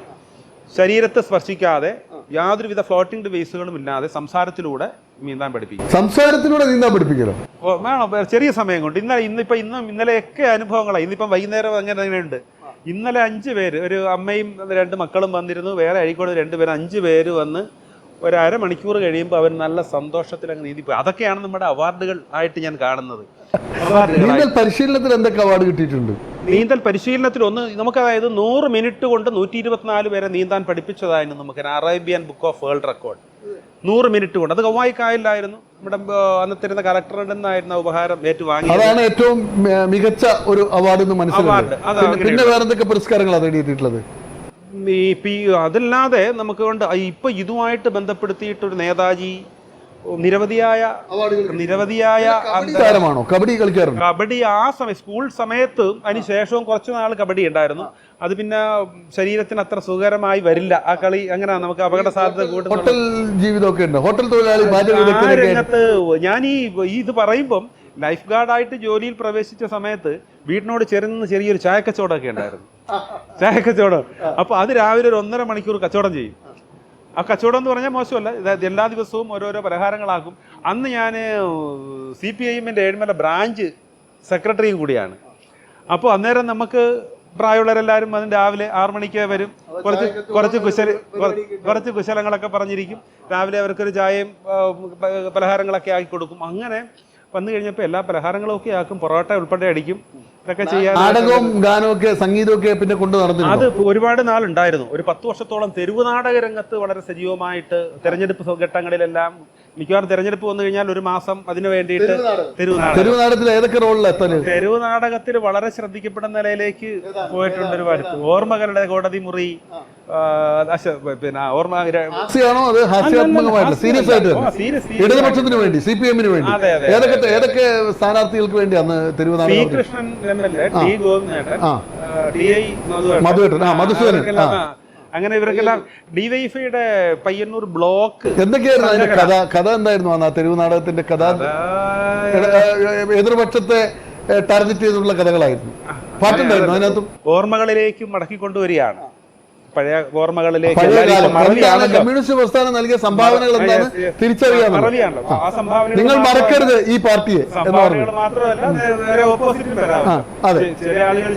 അനീതികൾ പറഞ്ഞ് അതിനകത്ത് പാട്ടൊക്കെ ഉണ്ടായിരുന്നു, അതിനകത്ത് ഗാനമൊക്കെ ഉണ്ടായിരുന്നു. ഏതാണ് അതിനകത്ത് താങ്കൾ പാടിയ പാട്ട് ഏതാണ്? അടിമയല്ല നമ്മൾ ഇത് പാടുവാൻ ഊർജമാരു തന്നു, അടികൊണ്ട് മുതുകൊടിഞ്ഞിടറി വീഴുമ്പോഴും ഇത് പാടുവാൻ ഊർജമാരു തന്നു, പണി ചെയ്തു തളരുന്ന പതിത ജന്മങ്ങൾക്ക് അവകാശബോധങ്ങൾ ആരു തന്നു, പതറുന്ന വാക്കുകൾ കിടിനാദമാകുവാൻ സ്ഥിരകളിൽ ചുടുവീര്യമാരു തന്നു, അടിമയല്ല നമ്മൾ ഇത് പാടുവാൻ ഊർജമാരു തന്നു. തെരുവ് നാടകത്തിൽ ഏറ്റവും ഹിറ്റ് ആയതായിരിക്കും. ഉണ്ടായിരുന്നു. അത് സ്റ്റേജിൽ ഒരു ദിവസം ചിലപ്പം 10ഉം 15ഉം സ്റ്റേജൊക്കെ കളിക്കും. അപ്പം നമ്മുടെ ഡയറക്ടർ പറയും, സാധാരണഗതിയിൽ ഓരോ സ്ഥലത്ത് കളിച്ച് പോകുമ്പോഴത്തേക്ക് ക്ഷീണിതരാകുകയാണ് ചെയ്യുന്നത്. എനിക്ക് ഓരോ സ്ഥലത്ത് ഇതാണ് ഏറ്റവും ക്ലാസ് ആയിട്ടുണ്ടായിരുന്ന പാട്ട്. നിങ്ങൾ ഏറ്റവും ക്ലാസ് ആയിട്ട് നിങ്ങൾ ആസ്വദിച്ച പാട്ട് ഏതാണ്? ഏറ്റവും ക്ലാസ് ഇപ്പോഴും നാവിൻ തുമ്പിൽ തത്തിക്കളിക്കുന്ന, പാടാൻ ആഗ്രഹിക്കുന്ന, ഇഷ്ടപ്പെട്ട പാട്ട് തെരുവ് നാടകത്തിൽ? അന്തിച്ചോപ്പ് തുടിക്കും വെണ്ണിൽ അമ്പിളിയുടെ പെൺകല പോലെ, അരുണിമ ചാർത്തിയ മാനത്തായിരം അരിവാൾ ചുറ്റിക നക്ഷത്രം. അരിവാൾ ചുറ്റിക നക്ഷത്രം നെഞ്ചോട് ചേർത്താണ് ജീവിതം. തെരഞ്ഞെടുപ്പ് സമയമാകുമ്പം അതാണ് ഇപ്പോഴും ആ പരിപാടിയല്ല. തെരുവ് നാടകം പാർട്ടിയിൽ ഏറ്റവും ഇഷ്ടപ്പെട്ട നേതാവ് ഏതാണ് ചാൾസിന്? എനിക്ക് ഏറ്റവും ഇഷ്ടം അന്നും ഇന്നും എല്ലാം പിണറായിയുടെ ഒരു ഫാനാണ്. എന്തുകൊണ്ട് ഫാൻ എന്ന് വെച്ച് കഴിഞ്ഞാൽ ഒരു ധീരനായ ഒരു, എനിക്ക് തോന്നുന്ന പാർട്ടി സെക്രട്ടറി ആയിരിക്കുമ്പോഴേ ഒത്തിരി ഇഷ്ടമാണ്. കണ്ടിട്ടുണ്ടോ? കണ്ടിട്ടുണ്ടോ? ഒരു അംഗീകാരമൊക്കെ അദ്ദേഹത്തിൽ നിന്ന് ഏറ്റുവാങ്ങിയിട്ടുണ്ട്. അപ്പൊ ഇഷ്ടപ്പെട്ട നേതാവ് പിണറായിയാണ്. ഇനി നമുക്ക്, താങ്കളിപ്പം ഈ കടന്നു വന്ന വഴികളിൽ ഒത്തിരി റെക്കോർഡുകളൊക്കെ ഉണ്ട്. കുടുംബം ആരെയാണ് ജീവിതത്തിൽ വിട്ടുപോയൊരു കാര്യം, കുറെ പൊതുപരിപാടികൾ ഇതിന്റെ ഭാഗമായിട്ട് നീന്തലും സാമൂഹ്യ വിഷയങ്ങളും തമ്മിൽ എന്താണ് ബന്ധം? അതല്ല, താങ്കൾ എന്തോ ഒരു ലോക സമാധാനത്തിന് വേണ്ടി ജലശയനം നടത്തി, അതെന്തായിരുന്നു അതിന്റെ പരിപാടി? അല്ല, അതായത് ലോക സമാധാനത്തിന് വേണ്ടിയിട്ട് 2 പ്രോഗ്രാം. ഒന്ന്, റഷ്യ ഉക്രൈൻ യുദ്ധം തുടങ്ങിയ ആ സമയത്ത് യുദ്ധവിരുദ്ധ ജലശയനം, കണ്ണൂർ ജില്ലാ പഞ്ചായത്തുമായിട്ട് ചേർന്നുകൊണ്ടൊരു യുദ്ധവിരുദ്ധ ജലശയനം എന്നുള്ള പേരിൽ കവ്വായി കായലിൽ 40 കിലോമീറ്റർ നീന്തൽ ഒരുമിച്ച് ഒത്തിരി പേരായിട്ട് നടത്തിയിട്ടുണ്ട്. ഇസ്രായേൽ ഹമാസ് യുദ്ധത്തിന്റെ പശ്ചാത്തലത്തിലാണ് നമ്മൾ ഒരു 40 കിലോമീറ്റർ കായലും പുഴയും കടലും 2 ദിവസങ്ങളിലായിട്ട് നീന്തുന്ന ഒരു വലിയ നീന്തൽ യജ്ഞം. അത് ആ ഒരു മെസ്സേജും കൂടിയല്ല, ലോക അപകട നിവാരണ നീന്തൽ മഹായജ്ഞം എന്നുള്ളൊരു പേരിലും കൂടി. ആ രണ്ടും വളരെ പ്രധാനമാണല്ലോ. ജില്ലാ കളക്ടറെ നീന്തൽ ലീഡർ ആക്കിയിട്ട് എന്തോ ഒരു പരിപാടി സംഘടിപ്പിച്ചു. അത് നമ്മുടെ 2017 അക്കാഡമി രൂപീകരിച്ച് 2000 പേരെ നീന്താൻ, ആ വർഷം 2000 പേരെ നീന്താൻ പഠിപ്പിക്കുന്ന ഒരു പ്രോഗ്രാം അന്നത്തെ മീർ സാറിനെ അന്നത്തെ കലക്ടറെ മീർ മുഹമ്മദ് സാറിനെ ഫ്ലോട്ടിംഗ് എന്ന് പറയുന്ന നമ്മുടെ സ്പെഷ്യൽ ഐറ്റം ഉണ്ട്. അതായത് 1 മണിക്കൂർ നിർത്താതെ നീന്താൻ പ്രാപ്തമാക്കുന്ന ഒരു സ്പെഷ്യൽ ഐറ്റം ലോകത്ത് എവിടെയുമില്ലാത്ത ഞാൻ തന്നെ രൂപപ്പെടുത്തിയ ഒരു ഐറ്റത്തിൽ ചെയ്യുന്നതാണ്. എന്ന് വെച്ച് കഴിഞ്ഞാൽ നമ്മളൊരു 15 ദിവസം കൊണ്ട് ഒന്നും അറിയാത്ത ഒരാളിനെ 1-2 കിലോമീറ്റർ ഒക്കെ നീന്തിക്കും. അതും ആയാസരഹിതമായി. നമ്മൾ പോളിസി തന്നെ അതാണ്. അതായത് ആയാസരഹിതമായി ദീർഘദൂരം നീന്തി സ്വയരക്ഷയ്ക്കും പരരക്ഷയ്ക്കും പ്രാപ്തമാകുന്ന, ഇത് കേൾക്കാൻ നല്ല സുഖമുള്ളതാണെന്ന് എല്ലാവരും പക്ഷെ അക്ഷരാർത്ഥത്തിൽ ഞാൻ ചെയ്യുന്ന അത് തന്നെയാണ്. മീർ സാറിനെ ഞാൻ 5 മിനിറ്റ് കൊണ്ടത് പഠിപ്പിക്കാൻ. അദ്ദേഹം പിന്നീട് മുഖ്യമന്ത്രിയുടെ സ്പെഷ്യൽ ഓഫീസറായിട്ടൊക്കെ ഉണ്ടായിരുന്നു. ഈ വനിതകൾക്ക് വേണ്ടി പ്രത്യേക പാക്കേജുകളോ കാര്യങ്ങളോ? വനിതകൾക്ക് വേണ്ടിയിട്ട് നിരവധിയായ അമ്മമാര്, നിരവധി ആളുകൾ വന്ന് പഠിക്കുന്നുണ്ട്. ഇപ്പം ഏറ്റവും ലാസ്റ്റ് കഴിഞ്ഞ വർഷം എനിക്ക് തോന്നുന്നു ജൂലൈ 24 ജൂലൈ 25 ലോക മുങ്ങിമരണ നിവാരണ ദിനാചരണത്തോടനുബന്ധിച്ച് 5 വനിതകളെ ഒരു മെസ്സേജ് കൊടുക്കുക എന്നുള്ളതാണ്. നമ്മളിതിനകത്തൊരു അവയർനെസ് കൊടുക്കുക. അങ്ങനെ ആ ദിവസം 5 വനിതകൾ കവ്വായി കായൽ ക്രോസ് ചെയ്തിരുന്നു. അതിനുശേഷം കഴിഞ്ഞ 2015 മാർച്ച് 8 വനിതാ ദിനത്തോടനുബന്ധിച്ച് ഇവർ 5 വനിതകളെ, എടക്കാടും ഈ പരിസരത്തൊക്കെ ഉള്ള ആളുകളാണ്, അമ്മമാരെ വെച്ചിട്ട് എൻ്റെ അടുത്ത് പരിശീലനം കിട്ടിയവർ തന്നെ, ഞാൻ പഠിപ്പിച്ചവർ തന്നെയാണ്. 26 തവണ പെരുമ്പാർ റിവർ ക്രോസ് ചെയ്തു. അന്നേരം ചോദിക്കുക 26 തവണയൊക്കെ ചെയ്യാൻ പറ്റുമെന്ന്. 26 പിന്നെയും ചെയ്യാം, പക്ഷെ നമുക്ക് അതിനകത്ത് ചെയ്യുമ്പോൾ എന്തെങ്കിലും ഒരു വ്യത്യസ്തത വേണ്ടേ. അതുകൊണ്ടാണ്, മാത്രമല്ല അവർക്ക് ചെയ്ത് കഴിയുമ്പോൾ ഒരു കോൺഫിഡൻസ്. ഇപ്പോൾ ഏറ്റവും ലാസ്റ്റ് എനിക്ക് തോന്നുന്നു നമ്മുടെ ചന്ദ്രശേഖർ സാറും കളക്ടറായിട്ടിരുന്ന പുട്ടവിമലാദിത്യ, അന്ന് DIG ഉണ്ടായിരുന്ന പുട്ടവിമലാദിത്യ സാറും കൂടി അവർ ഈ ഒരു ഐറ്റം പഠിക്കാൻ വേണ്ടി വന്നു. ഏതാണ് നമ്മളുടെ 1 മണിക്കൂർ നോൺ സ്റ്റോപ്പ് ഐറ്റം. എനിക്ക് തോന്നുന്നു 2ാമത്തെ ദിവസം പുട്ടവിമലാദിത്യ സാർ അതിനെ 1.5 മണിക്കൂർ നോൺ സ്റ്റോപ്പ് ചെയ്തു. ചന്ദ്രശേഖർ സാറ് കുറച്ച് സമയം കൂടെ പറഞ്ഞു. 2ാമത്തെ ദിവസം 20 മിനിറ്റാണ് ചെയ്തുള്ളൂ. ഒരു 10-20 ദിവസം കഴിഞ്ഞപ്പോഴത്തേക്ക് 1 മണിക്കൂർ ചെയ്തതിന് ശേഷം ജില്ലാ ഭരണകൂടവും അക്കാഡമിയും കൂടി ചേർന്ന് ജല അപകട നിവാരണ ബോധവൽക്കരണ നീന്തൽ എന്നുള്ള ഒരു നിലയിലേക്ക് 2023 മെയ് മാസം കവ്വായി കായൽ 2 കിലോമീറ്റർ ചന്ദ്രശേഖർ സാറ് മാത്രമല്ല സാറിൻ്റെ കൂടെ 50 പേരും 2 കിലോമീറ്റർ കായൽ നീന്തി. അതോടൊപ്പം ഈ നീന്തലിൻ്റെ ബോധവൽക്കരണമായി DYFI ആയിട്ട് ബന്ധപ്പെട്ടിട്ട് DYFIയുടെ ജില്ലാ കമ്മിറ്റിക്ക് വേണ്ടി ചേർന്നിട്ട് ഒരു 5 ദിന നീന്തൽ പരിശീലനം എന്നൊരു പരിപാടി സംഘടിപ്പിച്ചു. 5 ദിനം. ആദ്യം കവ്വായി കായലൊരു നീന്തൽ പരിശീലനം, തുടർന്ന് കവ്വായി കായൽ ക്രോസിംഗ് 50 പേരെ പഠിപ്പിച്ച് 50 വനിതകൾ ഉൾപ്പെടെ കായൽ ക്രോസിംഗ്. അതിനുശേഷം കയാക്ക്, നാടൻ വള്ളങ്ങൾ, യന്ത്രവൽകൃത യാനങ്ങളുടെ പരിശീലനം വയലപ്പുറ ഫ്ലോട്ടിംഗ് പാർക്കിൽ വെച്ച്. അതിനുശേഷം മുഴുപ്പിലങ്ങാട് ബീച്ചിൽ വെച്ച് അവിടുത്തെ DYFI ബ്ലോക്ക് കമ്മിറ്റിയായിട്ട് ചേർന്നുകൊണ്ട് 100 പേർക്ക് മുഴുപ്പിലങ്ങാട് കടലിലെ പരിശീലനം. അതിൻ്റെ സമാപനം പയ്യാമ്പലം കടലിൽ 100 പേർക്കുള്ള കടലിലെ പരിശീലനം. അതെനിക്ക് തോന്നുന്നത് DYFIയുടെ സ്റ്റേറ്റ് ഭാരവാഹികളൊക്കെ വന്നിരുന്നു, റഹീം സഖാവ് ഉൾപ്പെടെയുള്ള ആളുകളൊക്കെ വലിയ വാർത്താ പ്രാധാന്യം നേടുന്നു. ഇപ്പോഴും ഇതിൽ സജീവമാണ്. ഇനി എന്താണ് എയിം? ഇനിയുള്ള ലക്ഷ്യം? ഒത്തിരി റെക്കോർഡുകൾ ഭേദിച്ചു കഴിഞ്ഞു. ഇനി എന്താണ് ലക്ഷ്യം? ഇനിയത്തെ ഒരു ലക്ഷ്യം എന്ന് പറയുന്നത് ഒരുപാട് ട്രെയിനർമാരെ ഞാനിപ്പം ചെയ്യുന്ന മെത്തേഡ് വെച്ചിട്ട് സൃഷ്ടിക്കുക എന്നൊരു പണിയിലാണ്. ആയാസരഹിതമായ നീന്തൽ പരിശീലിപ്പിക്കാനുള്ള പരിശീലകരെ കണ്ടെത്തുക. ഇനി നമുക്ക് താങ്കളുടെ വ്യക്തിജീവിതത്തിലേക്ക് ജീവിത പങ്കാളിയെ കണ്ടെത്തിയത് എവിടുന്നാണ്? കൊല്ലം. എന്താണ് അവരുടെ പേര്? എന്ത് ചെയ്യുന്നു അവര്? ഇപ്പോൾ നേരത്തെ ഓട്ടോറിക്ഷ ഓടിക്കുമായിരുന്നു. ഞാൻ വീട്ടിലിരുന്ന് ബോറടിക്കരുതല്ലോ എന്നുള്ളൊരു ചിന്ത വെച്ചിട്ട് ഓട്ടോറിക്ഷ ഓടിച്ചിരുന്നത്. നേരത്തെ കച്ചവടം കടയിലുണ്ടായിരുന്നു. ഏഴിമലയിൽ ഓട്ടോറിക്ഷ ഓടിക്കും. പയ്യന്നൂർ 4-5 വർഷം ഓട്ടോറിക്ഷ ഓടിച്ചു. അല്ല, അതിനുശേഷം ഇപ്പം പയ്യന്നൂർ മുനിസിപ്പൽ വർക്കറായിട്ട് ജോലി ചെയ്യാണ്. മക്കളെ 2 പേരാണ്. മോള് മോഹൻ വില്യംസ് കോസ്റ്റൽ പോലീസിൽ കോസ്റ്റൽ വാർഡനായിട്ട് ചെയ്യുന്നുണ്ട്. മർച്ചന്റ് നേവിയിലേക്ക് കുറച്ച് പോയിരുന്നു. ഇപ്പം കോസ്റ്റൽ വാർഡനായിട്ട് നിൽക്കുന്നു. സ്വിമ്മിങ്ങിൽ വളരെ സജീവമായിട്ടുണ്ട്. മോനൊക്കെ 9 കിലോമീറ്റർ ഒക്കെ സ്വിമ്മ് ചെയ്യിച്ചിട്ടുണ്ട്. അങ്ങനെയൊക്കെ ഇപ്പം നമ്മുടെ പ്രോഗ്രാമിലൊക്കെ ഉണ്ടായിരുന്നു. 40 കിലോമീറ്ററിനകത്ത് നീന്തലുണ്ടായിരുന്നു. അതോടൊപ്പം സ്വിമ്മിങ് പരിശീലനം ഞാൻ ചെയ്യുന്നതിനേക്കാൾ മികച്ച നിലയിലേക്ക് പഠിപ്പിക്കാനാക്കിയിട്ടുള്ള പ്രാപ്തിയൊക്കെ നേടി നന്നായിട്ട് വരുന്നുണ്ട്. 2ാമത്തെ മോള് ജാസ്മിൻ അറബിക് അധ്യാപികയാണ്. അങ്ങനെ അറബി തിരഞ്ഞെടുത്തു. നമ്മളുടെ ഫാമിലിയിൽ 5ഓളം അറബിക് അധ്യാപികമാരുണ്ട്. അനിയന്റെ വൈഫ് ഇവിടെ തലശ്ശേരി അറബിക് അധ്യാപികയാണ്. തിരുവങ്ങാട്. അപ്പൊ അതിൽ നിന്ന് പ്രചോദനം ഉൾക്കൊണ്ടുകൊണ്ട് വീട്ടില് ചേച്ചിയുടെ മക്കൾ അറബിക് അധ്യാപികമാരായി. ഇപ്പം മോള് എവിടെയാണ്? ഇപ്പം അവിടെ മുട്ടാമ്പ്രം സ്കൂളിലാണ്. മിക്കവാറും അവിടെ നിന്ന് ഇപ്പം കാങ്കോലിലേക്ക് മാറാനുള്ള ചാൻസ് ഉണ്ട്. ഒരു വെറൈറ്റി ആണ് കേട്ടോ. അറബിക് അധ്യാപിക എന്നൊക്കെ പറയുന്നത് ഇന്നത്തെ കാലഘട്ടത്തിൽ അതിന് പ്രയോറിറ്റി കൂടും. കാരണം ഇന്ന് മതം, ഭാഷ, പിന്നെ അതുപോലെ തന്നെ വർണ്ണം ഒക്കെ വലിയ പ്രശ്നങ്ങൾ സൃഷ്ടിക്കുന്ന ഒരു കാലഘട്ടത്തിൽ നമ്മൾ കടന്നു പോകുന്നത്, എന്തിനും ഏതിനും ഒക്കെ. അപ്പം നീന്തൽ പരിശീലനം ഒരു 50,000 പേരെ ആക്കുക എന്നുള്ളതാണ്. അത് വലിയ പ്രയാസം വരില്ല. 50,000 15,000 ലക്ഷ്യം. 50,000ത്തിലേക്ക് എത്തിക്കുക എന്നുള്ളതാണ് ലക്ഷ്യം. അപ്പൊ അത് കൂടുതൽ പരിശീലകരെ അതിനുള്ള അനുയോജ്യമായ ഒരു കായൽ നമുക്ക് അവിടെയുണ്ട്. ഇപ്പൊ ഞാൻ 24-ന് മറ്റന്നാൾ അതിന്റെ ഒരു പരിശീലനം തുടങ്ങി വെക്കുകയാണ്. ഒരു 17 പേരെ ഇപ്പം നമ്മളെ ഒരു പ്രോഗ്രാം ചെയ്യുന്നതിന്റെ ഭാഗമായിട്ട് 17 പരിശീലകരാക്കി. നമ്മുടെ സമയം തീരുകയാണ്. ചാൾസിനോട് സംസാരിച്ചിരുന്ന നമുക്ക് ഒരു എപ്പിസോഡോ 2 എപ്പിസോഡോ 3 എപ്പിസോഡോ തീരില്ല. കാരണം അത്രയേറെ തീവ്രമാണ് ചാൾസിന്റെ അനുഭവം. ഒരു മനുഷ്യൻ കടന്നുപോയ വഴികളൊന്ന് ആലോചിച്ച് നോക്കിയാട്ടെ. കൊല്ലത്ത് നിന്ന് മൈഗ്രേറ്റ് ചെയ്യുക, ഏഴിമലയിലേക്ക് വരിക, അത് കഴിഞ്ഞ് വീണ്ടും തിരിച്ചു കൊല്ലത്തേക്ക് പോവുക, വീണ്ടും ദുബായിലുണ്ടായിരുന്നു. വേറെ ഏതൊക്കെ രാജ്യങ്ങളിലാണ്? കഴിഞ്ഞ വർഷം ഇന്ത്യയിൽ വേറെ ഏതൊക്കെ സ്റ്റേറ്റിലായിരുന്നു? മുംബൈ, ചെന്നൈ, പുറത്ത് ഷാർജ, ദുബായ്. ഇപ്പൊ ഈ മാസം ദുബായിലേക്ക് പോകുന്നുണ്ട്. യെസ്. അപ്പോൾ ഇത് പറഞ്ഞല്ലോ, ചാൾസിനോട് സംസാരിച്ചിരുന്ന സമയം പോകുന്നത് അറിയില്ല. മാത്രമല്ല എപ്പിസോഡുകൾ 1, 2, 3, 4 ഒന്നും തീരില്ല. അത്രയേറെ അറിയാനുണ്ട് ചാൾസിന്.